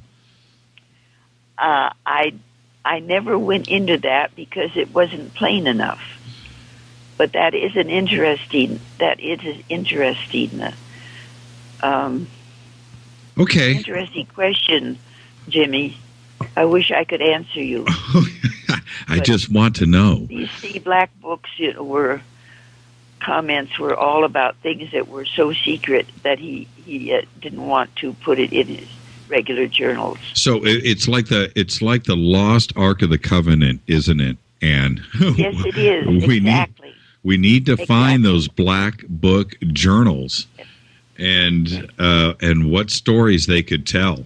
And okay, well let's change gears a little bit. We've got a little bit of time left. I want to get in a couple of more subjects, and it is just great to have you on with us again. This is Fade to Black, KJCR.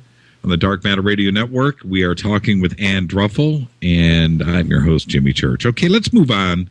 And I want to talk about your book, How to Defend Yourself Against an Alien Abduction.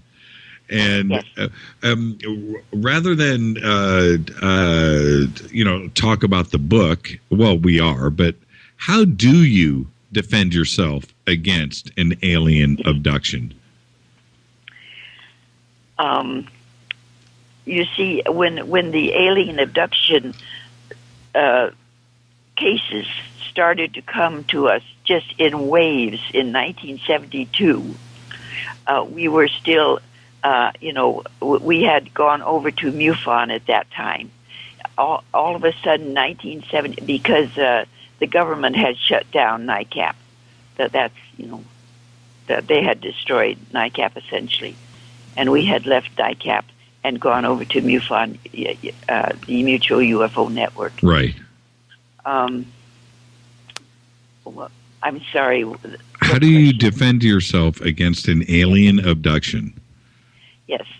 The first case that was given to me by Ida Bell Epperson, because she'd get the cases that would come to her from MUFON and NICAP earlier. She would decide who in our subcommittee, there were about 8 or 10 of us, the researchers, who was closest to the place where it happened. And she referred me to Tahunga Canyon, where there had been 5 young women, all of whom knew each other, who were experiencing what they called encounters with alien creatures, you see. And this was started in 1972. And so she gave me the case because my home was the closest near Tahunga Canyon, which is northeast of my own place. And I spent about how many years? 8 or 9 years researching the 5 cases. I got to know all of the 5 young women. They were all wonderful young men and women, intelligent, reliable, and that but 3 of them, you see, would tell me about creatures that came into their room at night, and they were able to get them to go away. You see, okay, this is different from a regular abduction. Where the so-called alien or the creature comes into your bedroom or into your car on a lonely road, and you can't do anything about it. You see, mm-hmm. But the 3 of the 5 young women were able to fight off the creatures, to get them to go away with simple mental and physical techniques that nobody knew about at that time. And so I was intrigued, and I wrote about them in articles in all of the journals at that time, the UFO journals, and a gentleman called D. Scott Rogo, who was a noted parapsychologist, lived in Los Angeles. He was a friend of a very good friend of mine, Dr. Bert Schwartz, who lived in Florida, you see. Mm-hmm. And he learned about the cases that I was working on in Tujunga Canyon from Bert. And Scott Rogo had written about 30 books on various subjects of parapsychology. And so he contacted me, and he asked, would you like to write a book with me about Tujunga Canyon? And I said, sure. It was the first book I'd ever written, you see. Right. And so we wrote the Tujunga Canyon Contacts. Well, how did they? Well, okay. I don't want to get off track here, Ann. I want to stay on track. Oh. How did they defend themselves? What was it specifically that they did? Yes, there were one of them. When she saw the creatures come into her room, there were three creatures, and she was sleeping. She was sleeping in a bedroom with a friend. But the friend didn't awaken. But I didn't use the real names of these women because they didn't want me to. Right. I gave it. And so this woman was the kind of person who could defend herself. I mean, should we say she jumped out of bed and she says, "Go away. I don't want you here." And she grabbed the neck of the creature in the middle of the three, and grabbed the neck, and the neck snapped and fell back. You see, and of course. Wait! Stop! Right there. Yes. Whoa! She killed the alien? We don't know if she killed it, you see, but the other two were so astounded at the way this human had reacted toward them, you see, instead of being scared and doing what they wanted them to do. Oh, I gotcha. That they actually, they were startled. They appeared startled. To this witness, and they grabbed the creature with the head lying back on its back, and they disappeared through the wall. You see, now you don't disappear through the wall in physical space time. It has to be some kind of an interdimensional effect. Okay, this is fascinating. Through a wall. Okay. So. The first girl, 3 aliens entities are in her room.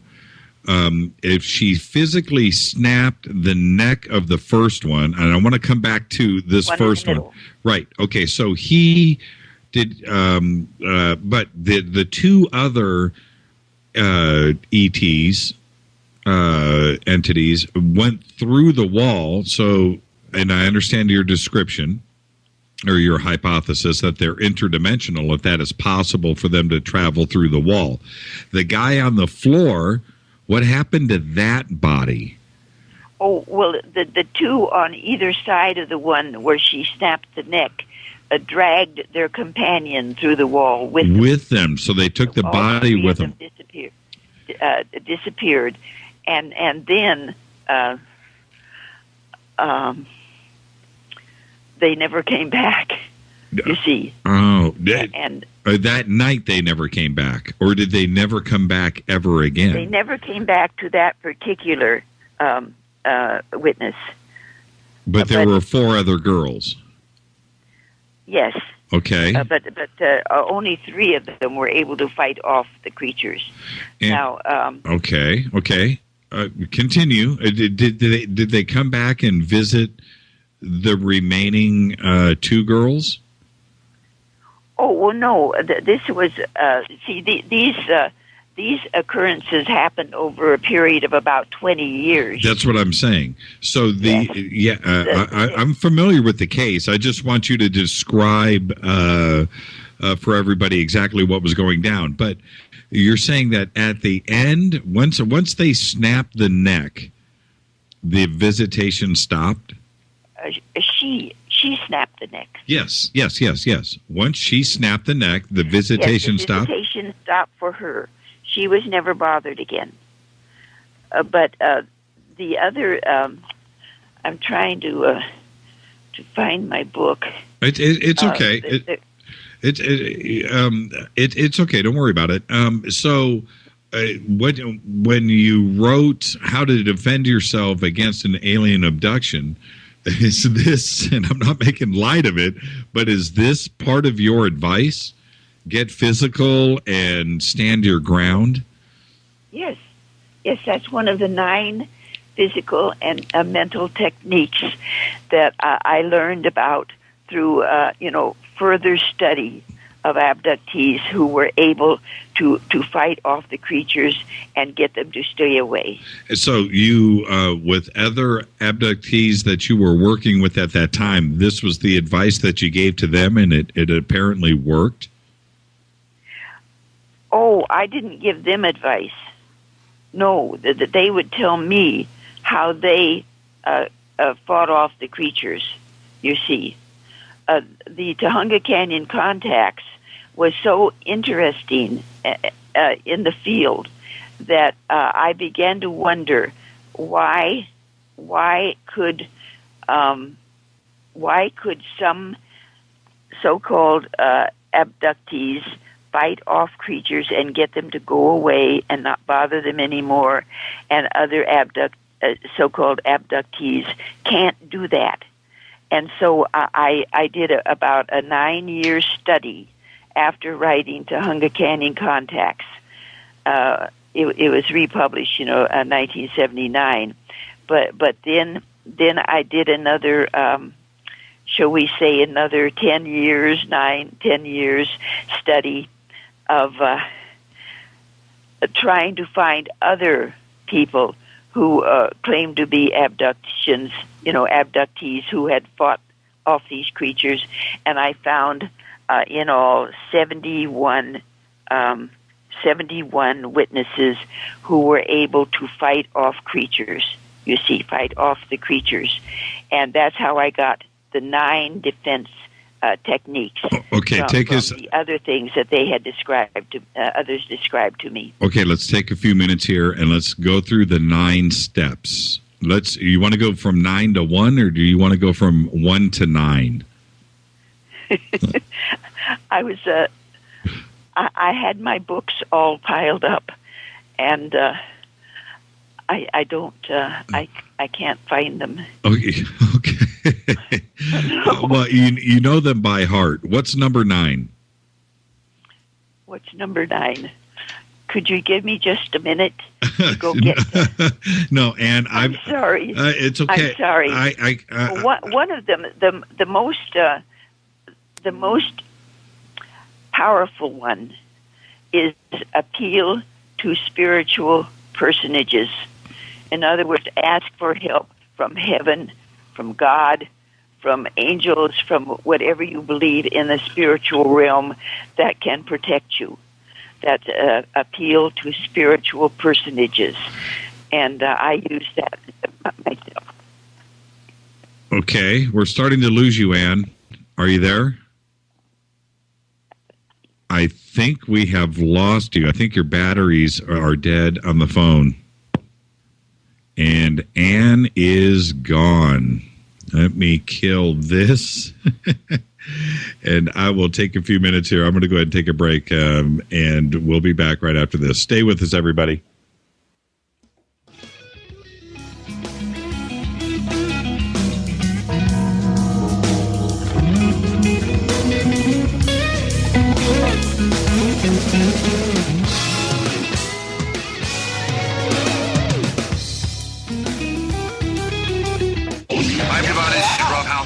On JimmyChurchRadio.com.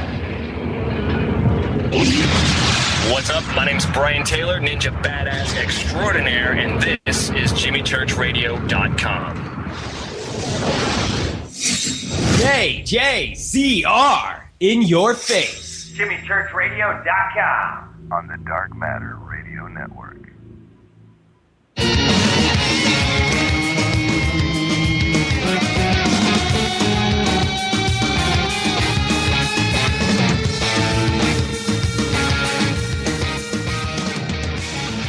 Okay, everybody stay with us.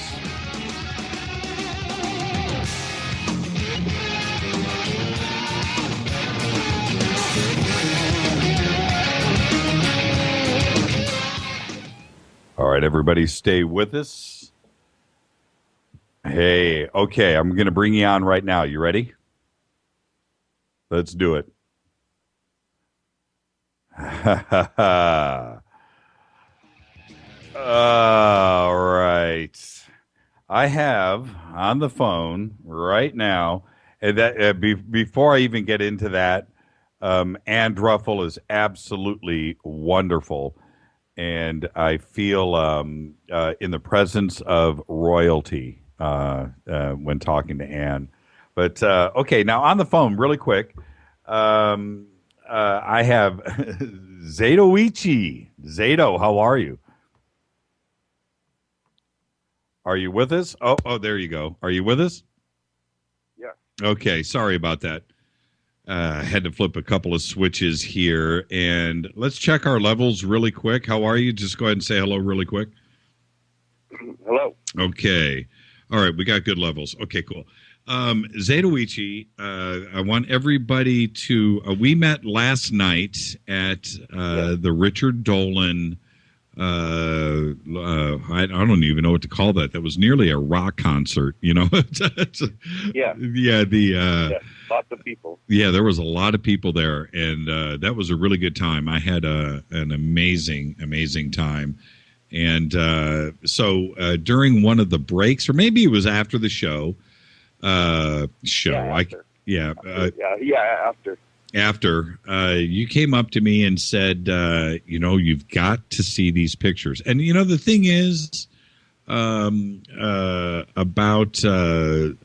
technology today, that you are able to, have an iPad with you because you're using that probably to take pictures and so forth. Right. But, it's like in the old days, it was a picture in your wallet that you would carry around with you. You know what I mean? Right. But now everybody's got an iPad, and you were able to show me these amazing photograph that you had taken. So before we get to that, I want everybody to go to JimmyChurchRadio.com right now. And if you go on the forums page at JimmyChurchRadio.com, we have the UFO landing pad right below the forum, okay? And it's right there. Now, at the top of the UFO landing pad, we have Zatoichi's pictures. And the first photograph, now, and again, we're going to start going through this now. Now, these pictures, first off, haven't been published. Nobody's seen them yet. We put them up on the web. What time did we do that today, Zato? Maybe 3 hours ago? Yeah. So we just published these. These have not been seen. So go to JimmyChurchRadio.com. Go to the forums page right now. And I'm watching the website blow up as we speak. And I want the website to fill up. As I know that everybody's looking at these pictures, then we can start to discuss them. So JimmyChurchRadio.com. Go to the social forums page, the forums page. There you will find the UFO landing pad. Once you scroll down, at the top of the UFO landing pad, there are 4 pictures. The first picture in the left-hand corner is the photograph itself. And the thing is, Zatoichi, really quick, I like the way that you've labeled all of the pictures so we can see exactly what we're looking at. And the analysis from these other of the photograph are the other 3 pics that are there. If you open up picture number 1, I don't mean to talk over you, but I want everybody to just kind of line up with us so they know exactly what we're talking about. Now, if you go to picture number 1, so when and where, and I understand that there's some privacy issues involved here. Plus, these pictures haven't been seen publicly yet. This is for the first time. Right. When and where, and you can go as far as you want to go with this, but when and where were these pictures taken? May 2013, Southern California. Okay. And that's as far as you want to go, which is fine. This first picture, or the picture, I should say, what is it that we are looking at? What direction? And what were you photographing? I know what. The cloud. Yeah, exactly. Why were you photographing that cloud? It's kind of obvious, but it was heart-shaped. Yeah, because it was heart-shaped. Exactly. And there weren't too many clouds in the sky that day either. That's a strange thing. Right. So it is it's an actual heart-shaped cloud. So you go and you're looking at this heart-shaped cloud. By the way, I had almost the same experience happen to me, by the way. But oh, wow. So, in that, photographing the sky, you know what I mean? And clouds, and then boom, something is there. Right. In the first two pictures I took, it's not there. Okay, so it shows up in the third. It shows up in the third. Now, I want everybody to open up the first picture. You'll see a little red arrow in the lower left-hand corner of the picture pointing at about 7 o'clock at a little disc there. Now, what did you like freak? What the heck is that? I didn't see it until after. No, I mean, that's what I mean. Really... When you saw the pic. Yes. What did you think? I did. I did. It was surprising, but I mean, so was the heart-shaped cloud in itself. Right. And everybody waits their entire life that is in this field. We always carry around cameras. We never have the opportunity. It's so rare. But then, boom! Of all things, something compelled you to shoot this heart-shaped cloud, and then this is in the picture. Is there some kind of message here? Well, I actually think maybe so. There were other events around the same time period over the summer that just I saw a light in the sky that basically flashed twice. So I know it wasn't a meteor. It flashed once in one spot in the sky, and then it flashed again in the exact same spot. Oh, that's interesting. And then there was just a slew of kind of really strange synchronicities, events that seemed, coincidences that, were very profound coincidences and meaningful. Right. Hey, Zato, can you speak into your phone a little bit louder? Oh, yeah. Sorry about that. Oh, yeah. There you go. I was just saying, there was a period of synchronicities, of basically events that happened, coincidences that were pretty extreme and had personal meaning. Things like that. Right. I'd seen other lights in the sky, and there was also some surveillance, I think. Well, because you didn't see this this UFO, this craft in the picture when you took when you took it. Right. Now this is your house, this is your neighborhood. How far away do you think this was, and how large do you think it was? I would say it's definitely larger because it's the iPad 2 camera, which is, for those of you that have it, they know it's not that great. You take a picture of the mountains or the moon or anything, it looks small. Right. So, and also the palm tree, it does look smaller. So, I don't know, maybe 20, 30 feet, 20 feet. I think it's in the distance. I'm looking right now. Actually, I'm looking at it too. Same spot. Yeah, I'm looking right now. I'm outside looking at the sky. Okay. And I would say, looking at it, it's probably a little bit higher up, maybe a little bit in the distance. So maybe a couple of 100 feet off the ground. Yeah. And now when we go to picture number 2, which is you made this enlargement of the craft, and it's above. Is that your house that's there? So that's your roof line that we're looking at. Yes. How much of an enlargement is this? And again, what can you? I'm looking at it here, and I'm even blowing it up, and I don't know exactly really what to think. In that, it doesn't look like a plane. There's no wings.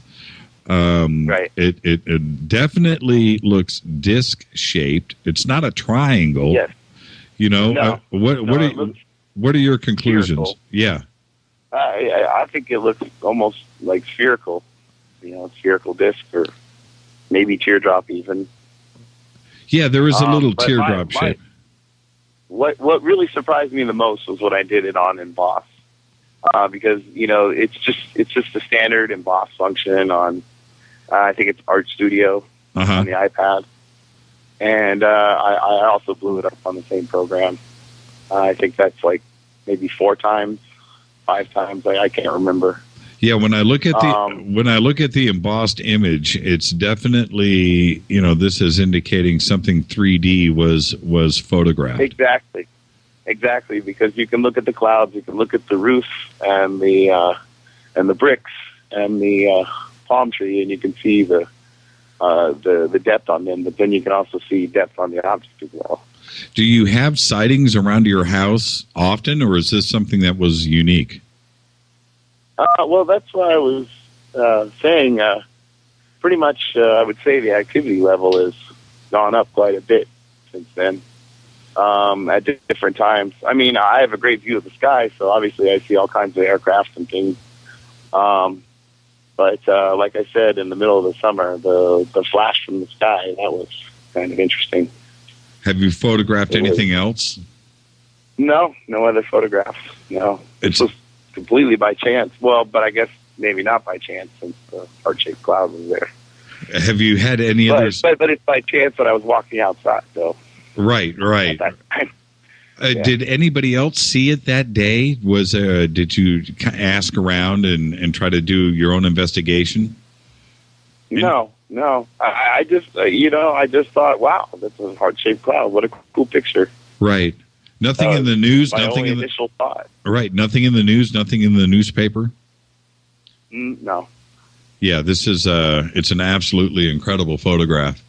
Well, I would love for you to stay in touch if there's any. I know that you have a relationship with another organization out there. But if you have anything that you want to share with us again like this, I would love to get it up. I want to get some analysis out there, especially on this photograph. Sure. And if anybody out there has anything they would like to say about it, the social forum is right there above these photographs in the UFO landing pad. And if you have any comments, these were taken when in 2013? May. In May. So if there's anybody out there that knows anything about that particular month in 2013 in Southern California and photographs that look anything like this, or if you have any information, please let us know and post it at the UFO landing pad. And we would love to try to get to the bottom of this. But it's just an absolutely incredible photograph. Yeah, I would also like to encourage anybody who in Southern California that has seen anything strange or experienced anything strange to, come forward, and maybe through Jimmy I can get a hold of you as well. Hey, while I have you on the phone, what did you think of Richard Dolan last night? Oh, that was impressive. I mean, I've been looking forward to seeing him because I had read After Disclosure. And that was the first time I had ever seen him. And, some things that I thought were interesting were where he was talking about different factions within the breakaway group or breakaway civilization. Right. I thought that was kind of an interesting topic that probably should be explored more.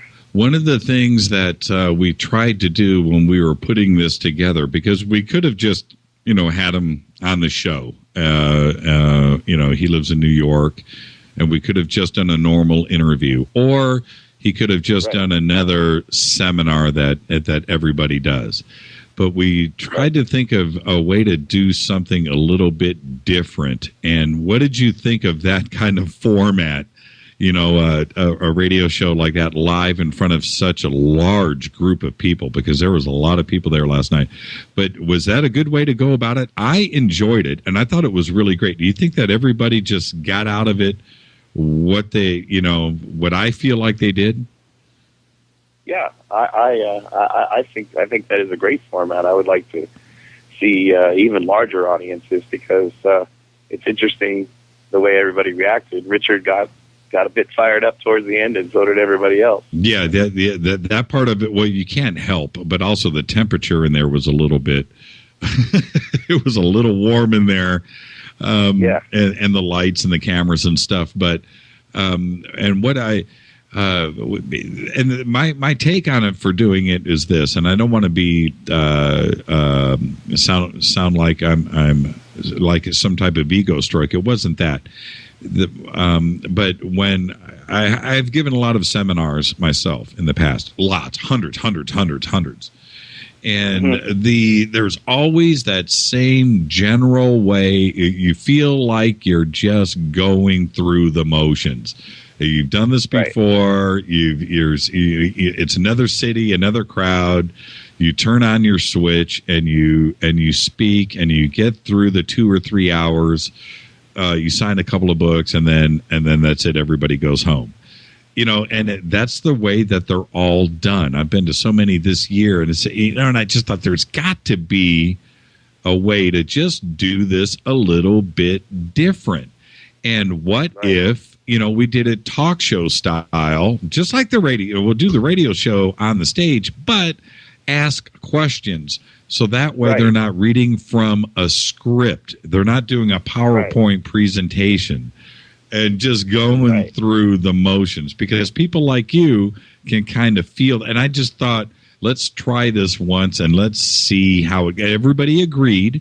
One of the things is Richard does his own radio show, and which is good. It's a good show. So at least he would be open to the idea, because he knows what to expect. And but and I just wanted, you're the first person that's called in that was there last night, so I just had to know, was it good? Was it a good idea? And should we do it again? Yes, it was great, and it was a great idea, and I think you should try to make it bigger somehow. Make it bigger. Wow. Well, yeah, okay. I can't imagine. Well, when you say bigger, what do you mean? Not like in an arena, but are you saying? Are you talking about? Well, just more. Try to get more people. It would be nice to see more younger people there. The crowd last night. Well, I hear you there. I think that there was a pretty good mix of both, because there was a good mix. Yeah. Yeah, and Richard, he represents a younger generation, and I think he speaks to the younger generation, and that was represented last night. But I do agree with you. There's got to be a way to get kids involved in this subject. It seems, I don't know how old you are, but you're certainly a lot younger than me. But when I was not so much. when I was a kid, everybody talked about it. Everybody believed that something was going on. Everybody looked to the skies, and of course, back then we were still going to the moon, and there was a lot of excitement out there on the subject. But kids, 5, 6, 7, 8, 9, 10, 11, 12 years old, that's all we talked about. And today I don't know. I think not so much. And we've definitely got to keep our foot on the gas on that angle. What did you oh, go ahead. I'm sorry. Oh no, I was just going to say, and I am a bit younger than you, but But still, growing up in the 80s, it was, there was still, by that time, I think it had really been absorbed into Hollywood so much that, you really, that just made it so much more questionable. It just put it in the realm of fiction even more than anything. Right. In the 80s. Right. Now, so it was, to us, it was just fiction because that's, the way it was fun. Now, out of respect of privacy, I'm not going to say anything about you personally or professionally. So if I respect that, then I'm going to ask you a question because nobody knows who you are. So then I want to ask you this question, and you know exactly why I am asking it. And I wouldn't be doing my job if I didn't. Okay? Okay. What do you think about the proliferance of phony video out there on the web, UFO videos? I know exactly why. Yeah, okay. I am. Remember, you're safe. Opposed to it. Well, hold on. I am wholeheartedly opposed to it. Exactly. Now, I just want you to understand. Nobody knows who you are, so right. You know exactly why I'm asking this question, and I respect your privacy. So I'm going to say it one more time, and then I'm going to stay quiet. What do you think about the proliferance of the phony CGI bogus stuff out there? What, how do you feel personally about it? Right. It actually upsets me because they're doing nothing but harm to those that are out there actually capturing actual phenomenon, and it harms the whole study of UFOs by putting fake UFOs on the internet, on YouTube. And some of it. And that's all I have to say about it. Okay. Well, you're not going to get into trouble because nobody knows who you are. But I will say this. Right. When I and speak directly into your phone, by the way, you're getting a little relaxed. That's okay, because when you do, I have tons. You sound great, and then it just kind of fades out a little bit. But there are some of those videos that are out there, and especially, and I'm going to go back, let's say maybe 5-6 years when this phenomena really started to take off of the CGI stuff, where I was like, man, that is cool, you know, and I would watch it over, and I'm like, why isn't this on CNN? Why aren't people talking about this? This should be talked about. And then I started to figure it out that it just wasn't real, and how, so much of it could be directed in to one area of the internet. I'm not going to say names or anything like that, but it really bummed me out. In the end, I got brokenhearted. Yeah. I would say it made me angry. Are there any? This is where I'm going to ask you something more direct. Are there any of that fake stuff that's out there? Is any of it real? I mean, is one of out of everything that gets out there on the web? I mean, it seems like, is any of it real? And could you send me a video of something that that is really good? I don't have any videos personally. As far as the ones I've seen, it's really hard to tell. Yeah, it is. And it's just going to get harder and harder as CGI gets better and better. Yeah, and cheaper and cheaper. Yeah, exactly. So all right. I mean, that's kind of what enables clowns that decide to go on the internet and make a whole bunch of fake UFO videos. I posted one the other day, and I just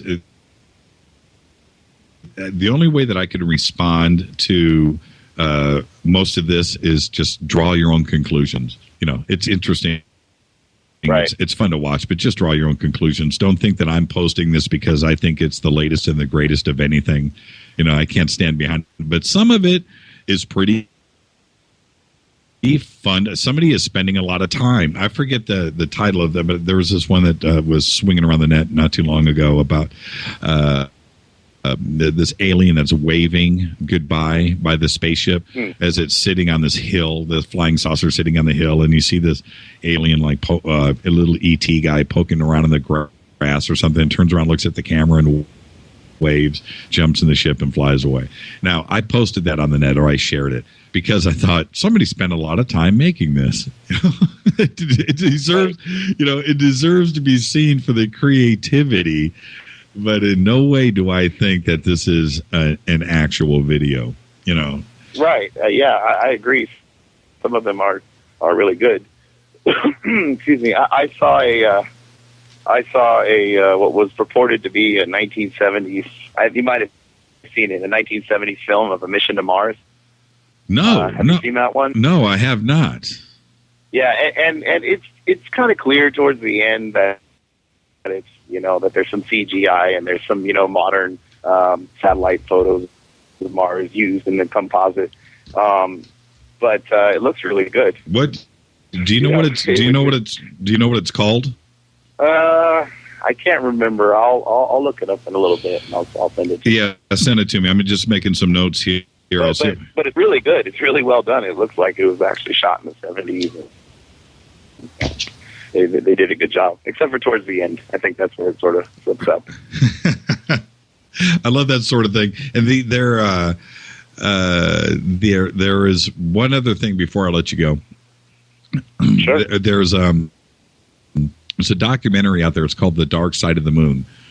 And if anybody ever gets a chance to see it, you have to dig around to find it on YouTube. It has nothing to do with Pink Floyd. It's called The Dark Side of the Moon. And it is a mockumentary. You've seen Spinal Tap, right? Yeah, of course. Okay. So it is the fake moon landings version of Spinal Tap. In that, Spinal Tap is a mockumentary about a rock band. This is a mockumentary about fake moon landings. Now, think about what I just said. Okay, Spinal Tap is about a mockumentary on a rock band. Well, okay, so if we faked the moon landings, this is a mockumentary on the faked moon landings involving Stanley Kubrick. And it's not only mockumentary, it's who's in it. Donald Rumsfeld himself, Henry Kissinger is in this movie. Schultz is in this movie. When was it made? A few years ago, and I think Madeleine Albright is in it too as well, if my memory serves. So it's everybody from the original Nixon administration, 1972 through that period, is on this. Well, listen, Zato, I've got a call coming in, so I'm going to grab this really quick, and sure. and I will talk to you soon. Shoot me that video, and I'll post it on the web. The Mars landing. Okay. I'll talk to you soon. All right. Thank you, man. Bye. Bye. Okay. You're live on the air. Who's calling? You're live. We can hear you. Can you hear us?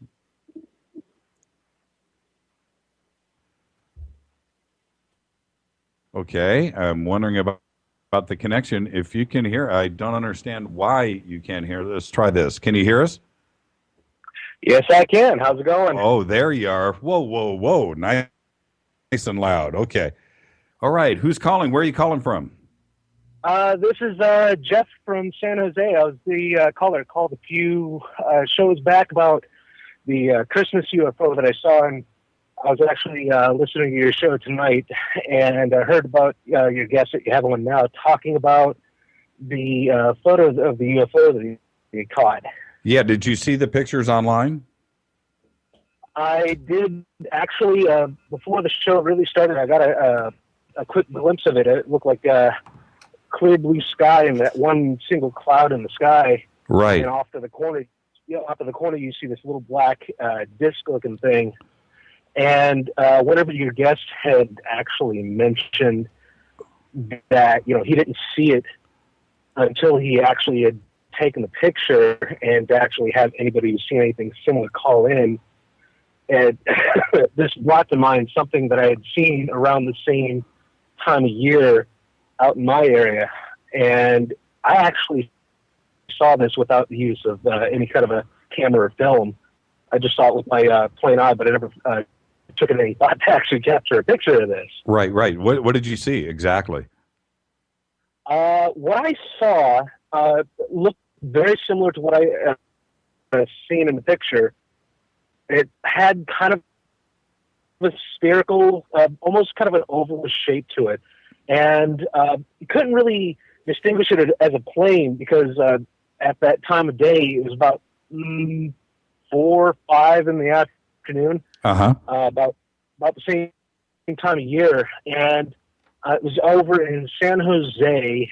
And what I had seen is that since we had a bit of an overcast day, it had a plain white background to it with the cloud cover we had. But what seemed odd about this one is that I also noticed that the direction it was going was toward what looked like a hole had been punched through the clouds, and you could see part of it. You can see like the blue of the sky behind the cloud cover. It was just drifting. Did you take a picture of it? Like I said, at the time, I never thought to take any mention of it, and really, it was too far away that anything on the camera would just look too inconspicuous. Wow.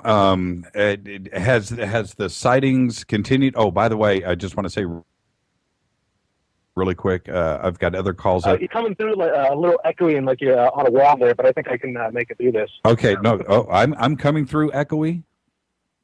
Just a little bit, but the show's had some problems tonight. But hey, that's what happens whenever it goes on live. Yeah. I've got. I just wanted to say really quick, if you're listening to the show right now, there are calls that have been coming in. Just if the line is busy, just call back, and we'll see if we can get in a couple of more calls tonight. But you're calling from Austin. Was there a lot of how do I say this correctly? Sightings in your area? Is this something that has repeated? It seems like it's becoming more of a common thing, and also what I had seen was. Oh, this was a couple of years ago. I was actually up in the northern part of California working as a security guard at a casino up in Ukiah. And this was during the time of the year whenever we were having a lot of meteors. And I had actually seen what had slowly coasted past the overhead of a mountain. It looked like a big old green comet with a very vibrant green tail. It seems that seems to be kind of a theme that I'm seeing lately, and it wasn't moving as fast as what you'd usually think. So, and I was the only person there, and I couldn't really get any camera footage since I was on duty. What do you do? Well, I could. There's not really anything I could do because it was there and then it was gone as it disappeared behind the mountains. So there's not much that I could have done. How fast was it going? Say again? How fast was it going? Oh, it was there for a good second. It wasn't something that what you see is, a little streak in the sky where it's just, and then it's gone. I mean, I could actually watch this thing for a good second as it drifted behind the mountain. And I hear this all the time. It's something that is happening. If you know what I mean, it's just something that is undeniable, and you don't attribute this to airplanes or anything that you're used to seeing up in the sky. This is something different. Right, and I like to see someone attribute this to like what other people have been saying. It's like the tribute to swamp gas or anything like that. It's out here in California. Right. Well, I've said it a million times. So you can quote me again. I'm still waiting to see my first swamp gas. I haven't seen it yet. Okay. All right. I'm going to take a quick break. This is Jimmy Church on Fade to Black on Radio Network. Keep calling. 323-825-5045 is the number. The calls have been coming in. Keep them up. If it was busy, call back. We got time for a couple of more calls tonight. 323-825-5045. Shoot us an email to jimmy@jimmychurchradio.com. You can also follow us on Twitter @jchurchradio. I'll be back right after this. Stay with us.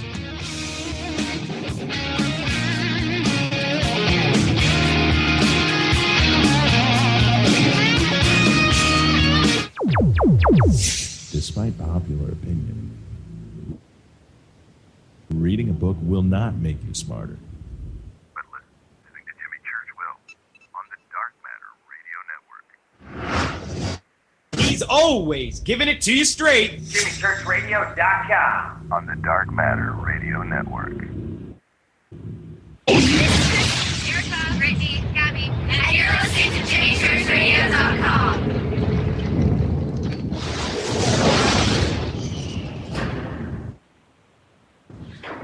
This is KJCR at JimmyChurchRadio.com on the Dark Matter Radio Network.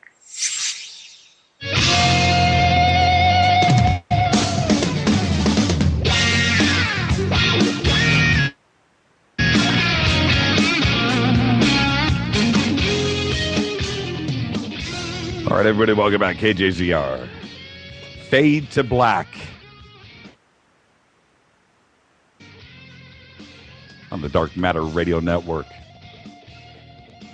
Sitting in for the great Art Bell while he is away, and we are waiting for his return. And it is an honor. And the thing is, and I say this all the time, and I can't get really used to it, but, it allows me to have guests like Ann Druffel, and last night, Richard Dolan. Tomorrow night, we have on Bill and Nancy Burns.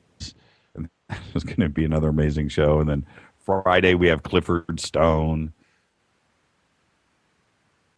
Next week, I think we have one of the Nicks on, Nick Redfern and Nick Pope next week. So it's it's amazing. I was looking at the video today that was shot of the Richard Dolan show last night. I'm looking at that video and I'm like, that just can't even be real. Richard Dolan, really, and it's just an honor. And anyway, so I just wanted to read a couple of emails really quick, and then I have a couple of things I need to talk about. I'm going to leave the phone lines open. We had 2 or 3 calls that came in, and the phone lines are open. So go ahead and call 323-825-5045. The phone lines are open. Yeah, I just got an email. This is from Tyler. Tyler, if you're listening, well done. I'm just going to read it. It says, "Isn't it illegal to turn off Citizens Cast in the winter?" I find that interesting as well. It's Southern California. You don't really need gas here, but to cook. You don't need it to heat your house. Okay, got a phone call coming in. Let's just grab it really quick. Let's just do this blind. Here we go. Okay, you're live on the air. Who's calling? Am I on? Yes, you are. You are live with Jimmy Church. Fade to Black. Perfect, Jimmy. Hey, Jimmy, this is Duke calling from Ohio. Hey, could you give us some details on this general officer that you claim is calling you? Who is he? How do you know who he is? Let me tell you what I thought I heard you say last night. Okay. I thought I heard you say he was a member of the Joint Chiefs of Staff. Absolutely. From the White House. And Yep. calling you from the White House. Yep. You must have one hell of a caller ID. Get all that information. No. I'll explain everything right now. It's not that part of it is not that big of a deal. And I have had in the last this isn't last night wasn't the first time this has happened or the first time that I've ever mentioned it. You mentioned him before. Yes. And way back, it started a couple of months ago. I'll explain it right now. I'll tell you exactly what's going on and how I know and so forth. This is what happened. During one of our broadcasts a couple of months ago, on Skype, I get this request for contact information. Okay, and that's what happens with Skype, and you use Skype yourself. So, and everybody does.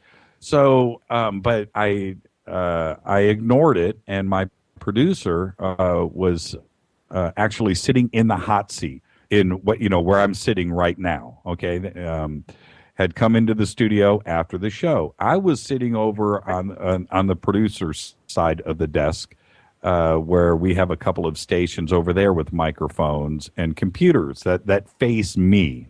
Okay, you got the visual now? So I'm sitting there with an iPad, and we're talking about the show. And the producer says, "Who is," and says this person's name. And I said, "You gave us the name before. You gave us the name before, so let's go ahead and give it now." Well, let me finish. Let me make up my mind on that in just a second. All right, go ahead. Okay, you're in charge. Well, it's not about that, but I just want everybody to understand my position. So I said, I don't know who that is. Well, they want your contact information. Well, go ahead.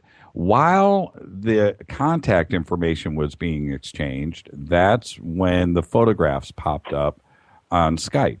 And so I walked around and I looked and I went, what the heck? And I had the iPad in my hand, so I just Wikipedia'd this person. And at that point, I didn't know anything. And then I read it. Why would they be calling this show and asking, to exchange, contact information? Because you can call into the show without contact information. And I just did. Yeah, exactly.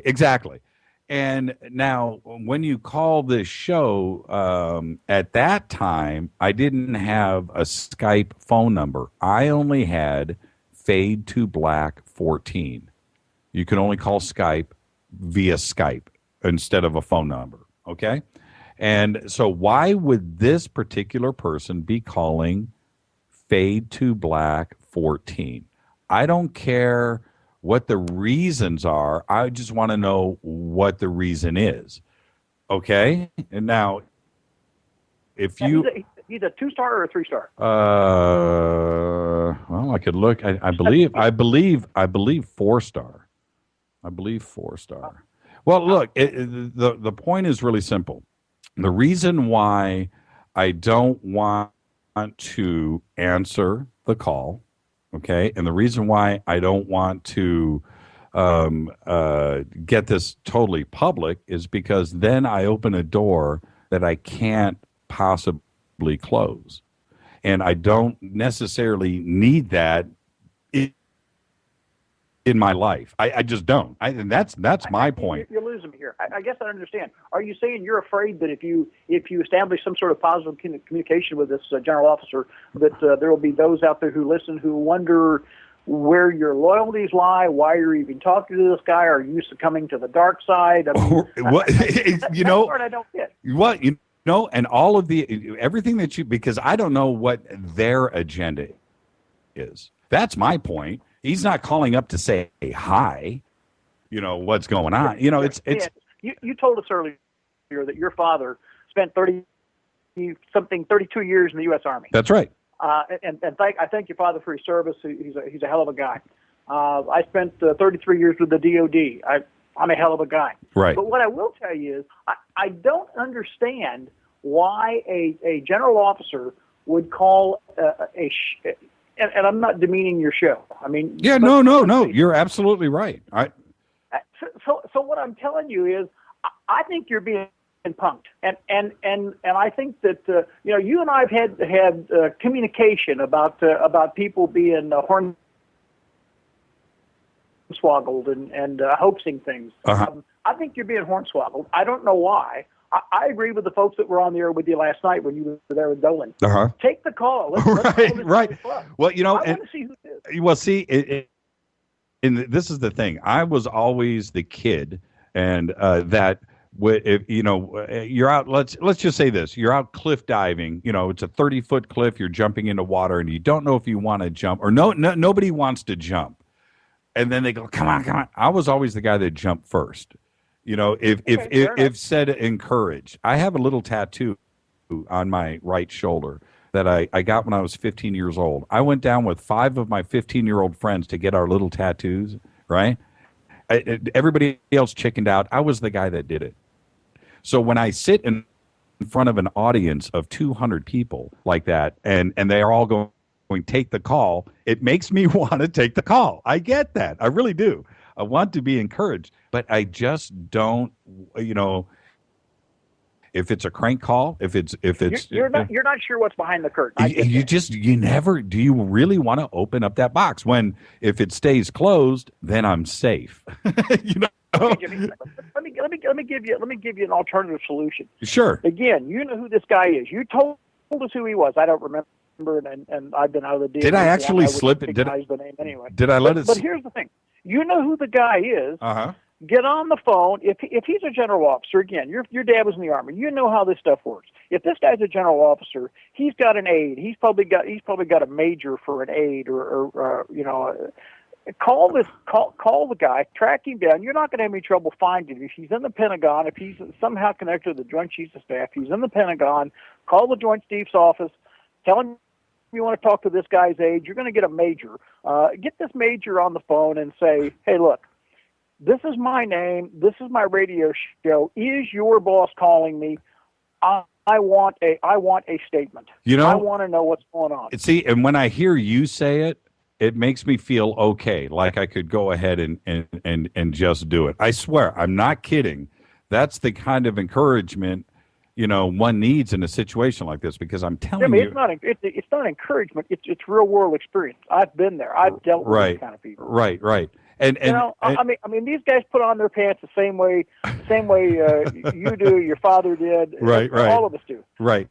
Get this guy on the phone. If this guy is real, and frankly, I'm going to tell you, I'm skeptical. I think you're being hornswoggled, but I think you're being hoaxed. But in any event, if this guy is real, call his bluff. Get him on. Get this guy's exec or aide on the air. Probably some major, lieutenant colonel. Get him on the air. Ask the question. Tell him who you are. Tell him what your show is. Say, I'm getting indications your boss is calling me. Can you confirm, deny your boss is calling me? If you deny it, then I'm from this point on, I'm assuming that the call I'm getting is a total crock of crap, and I'm ignoring it. But if your boss really wants to talk to me, let's do it out in the open, on the air. Let's do it on the record. Okay, hold on. I've got a note here from my producer about you. Hold on. They just asked me if he's online right now, dare him to call in. I don't know if he's listening, but if you are listening, call in. Okay, screw it. I'll take the call. I will. Jimmy, the man's a general officer. He's in bed getting ready for a hard day tomorrow. Why would he be calling? Yeah, exactly. And that's the other thing. And you bring up a really, really, really, really great point, which is he's got a staff. He has people. Why doing something like this, to me, you're going to get caught unless there's something behind it. And that's all. Because if he's calling, if he thinks but listen, if there is something behind it, then you are the chosen one. It's not Snorri. It's not somebody else. You have been selected as the chosen one. Right. I'm skeptical, not because I doubt your credibility, your credentials, or anything else. Right. I'm just doubting any of these people are calling anybody. Again, I worked with these guys for 30 years. These people aren't calling you. Somebody is. Somebody has an agenda. It's either somebody trying to catfish you, or there's something, or if it's somebody trying to catfish you, yeah, we all chuckle and laugh and press on. Sure. On the other hand, if Speak to me. You might have the story of the century. And we're with you. Let's press on. Let's find out. Let's get the answer. Let's not wander around in the wilderness here and wonder what's really going on. Let's go for it. Right. And the reason why when it happened last night with Dolan, I knew that he would know this person's name. He would turn around and go, "Really?" That's why. Did he? That's what I mean. That's one of the things I was curious. Did Dolan know the name? Oh, he was sitting right next to me. No. But Absolutely. No, there's no, you know the name, sir. Okay. Okay. So it's. No, I know the name. I heard you say it. I'm saying, did Dolan recognize the name? Yes. Okay. Yes. Right. Now, but this is the thing, and you raise another good point, and these are things that I've thought about. When you, and especially with the NSA today, with all of their knowledge of everything, wouldn't they know if somebody is running around on Skype with fake credentials and fake contacts and contacting other with a name like that? Wouldn't they know and shut this down? If they cared. Huh. If they cared, okay, I'd be more inclined to think they would care and be interested if General Half-Track was really calling you himself. I know. That's when they're going to be interested. Now, and this is the thing, and follow me on this, and just tell me if you agree.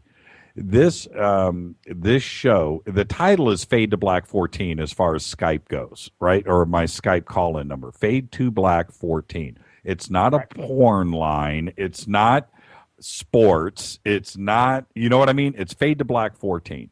And you have to, when you go and search on Skype or anything else for that matter, but specifically with Skype, you have to type in Fade to Black 14. No spaces. That is a very specific search. You know what I mean? So why connect to something like Fade to Black 14 specifically and ask to exchange contact information unless you know exactly who you're asking to exchange that information from? That's my point. Yeah, but Jimmy, this is a two-way street.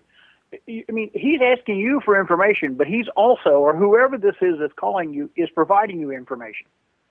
Right? Mm-hmm. Yep. I have it right here. Yeah. So that's what I'm saying. That's what I'm saying.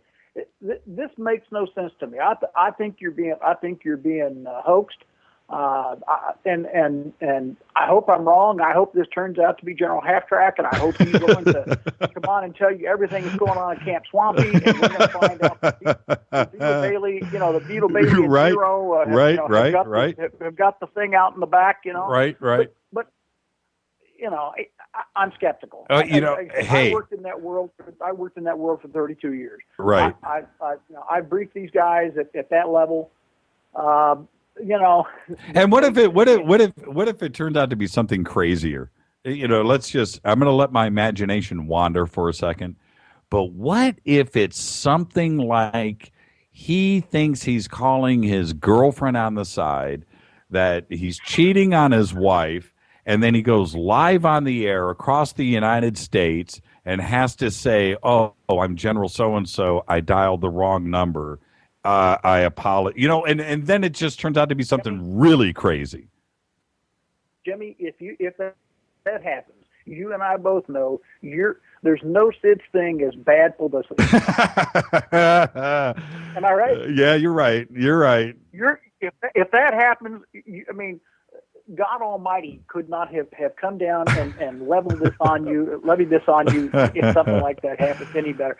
This is a godsend for somebody like you. Yeah. But you and I both know that that's not going to happen. I mean, this is either somebody you want my.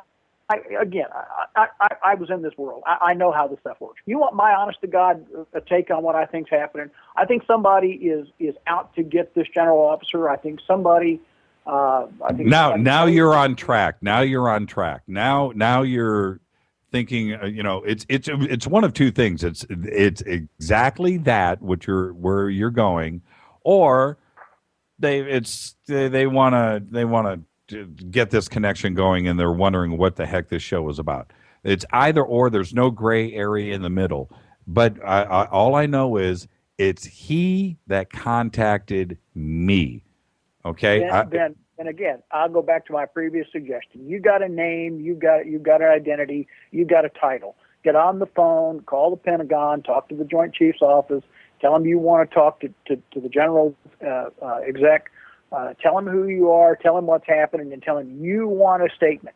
Either the general is trying to contact you, in which case you want to know why and you want to talk to him. If he's not effective immediately, you are going to ignore any and all calls coming on, and you ought to come on the next night and say, okay, I talked to the public affairs people. Again, your dad was in the Army. You know who public affairs are. I talked to the public affairs people at the Pentagon. Sure. They tell me this is a crock of horse shit. Can I say horse shit? I guess I can. Yeah, well, you just did.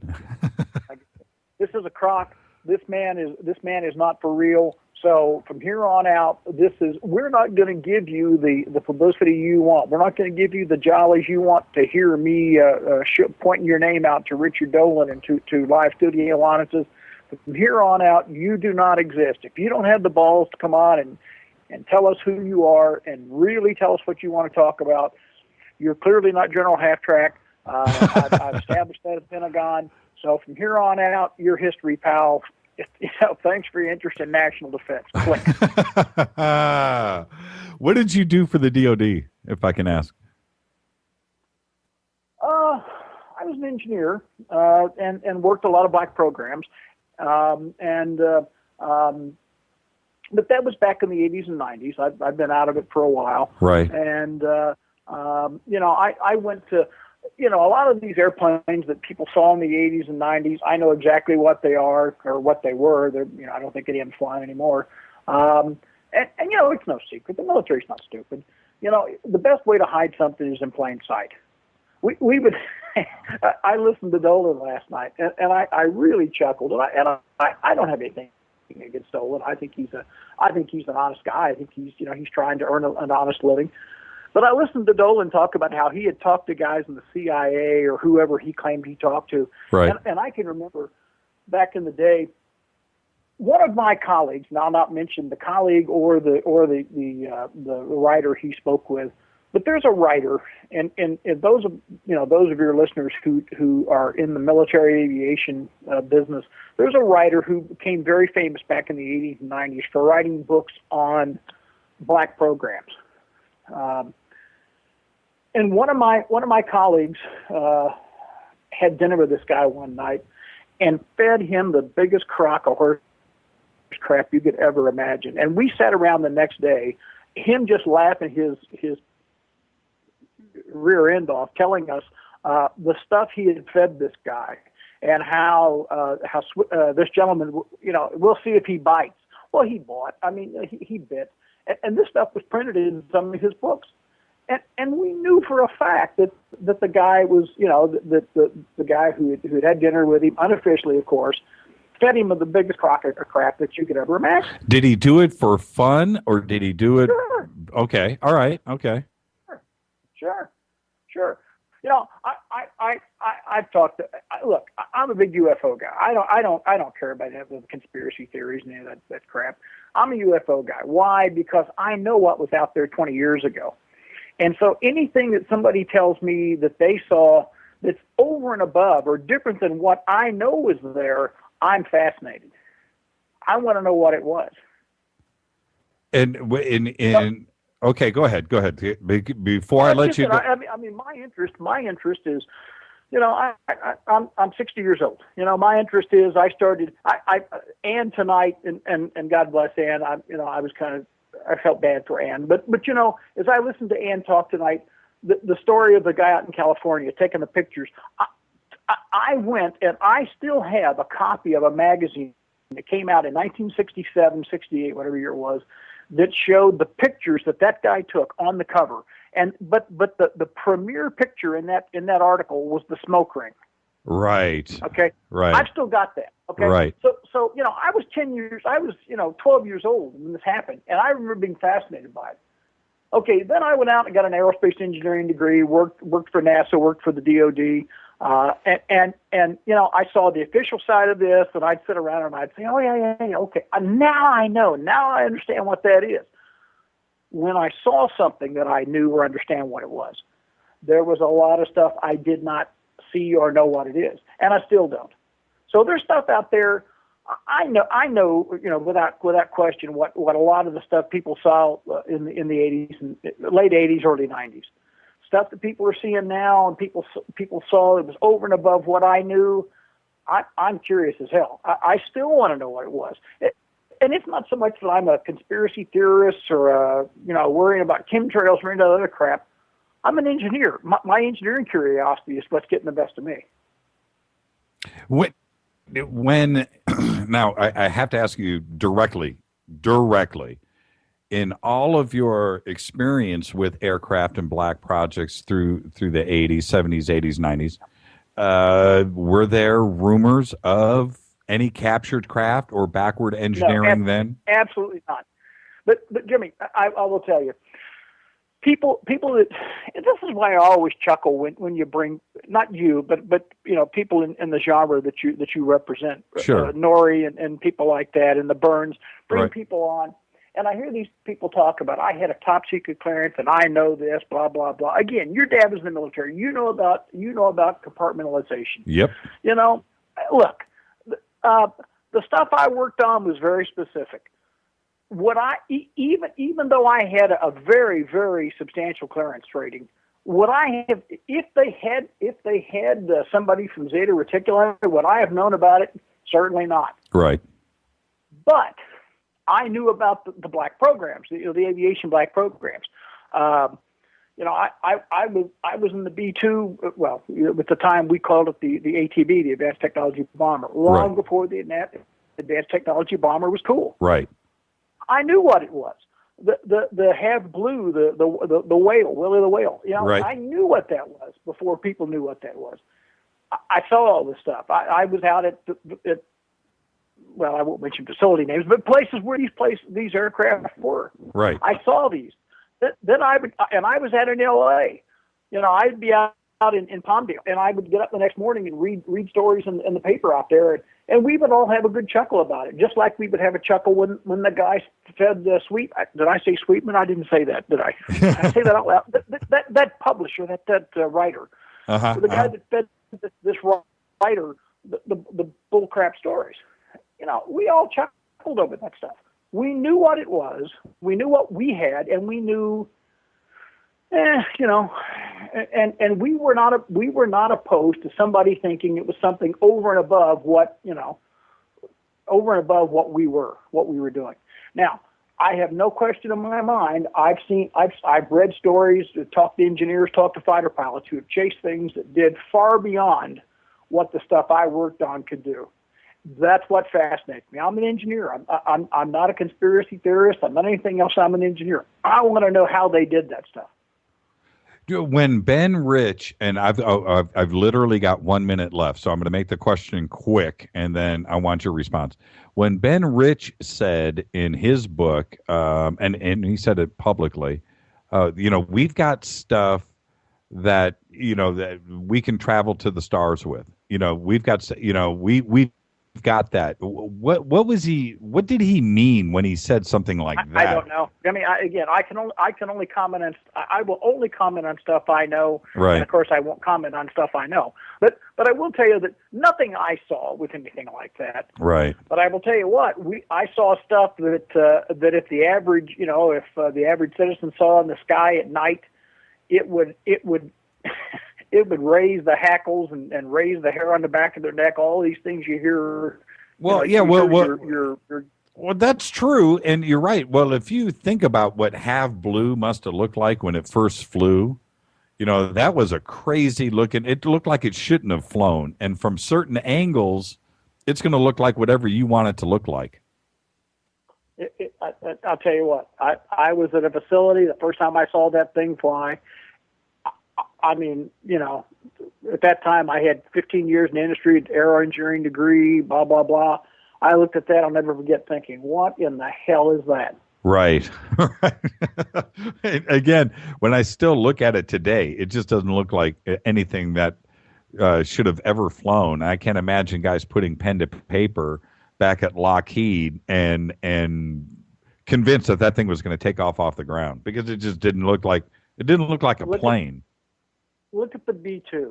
I'll never forget walking in the day I got defensively briefed on the B-2. I walked in and they showed me that, and I knew about the Northrop flying wings of the 40s. Right. nothing prepared me for what I saw when I walked into that special programs office that Now, morning. And what year was that? Because I have an answer. I have a story. 1986. Okay, 1990. 1990. I'm out in the desert. I'm getting notes from my producer. We've got literally 30 seconds. I'm going to just finish this. In 1990, I'm out in the desert in the Mojave, and nobody knew about it at that point. And it flew over the 14 freeway about 100 feet over my car. And I'm with a friend, and I swear, we pulled over and watched it. It was 100 feet off the ground. It looked like it was going to hit us, and we had no idea what we just saw. Let me ask you a real quick question. Okay, I'm going to listen really quick. You didn't happen to go into a hobby shop not too far from there and talk about this, did you?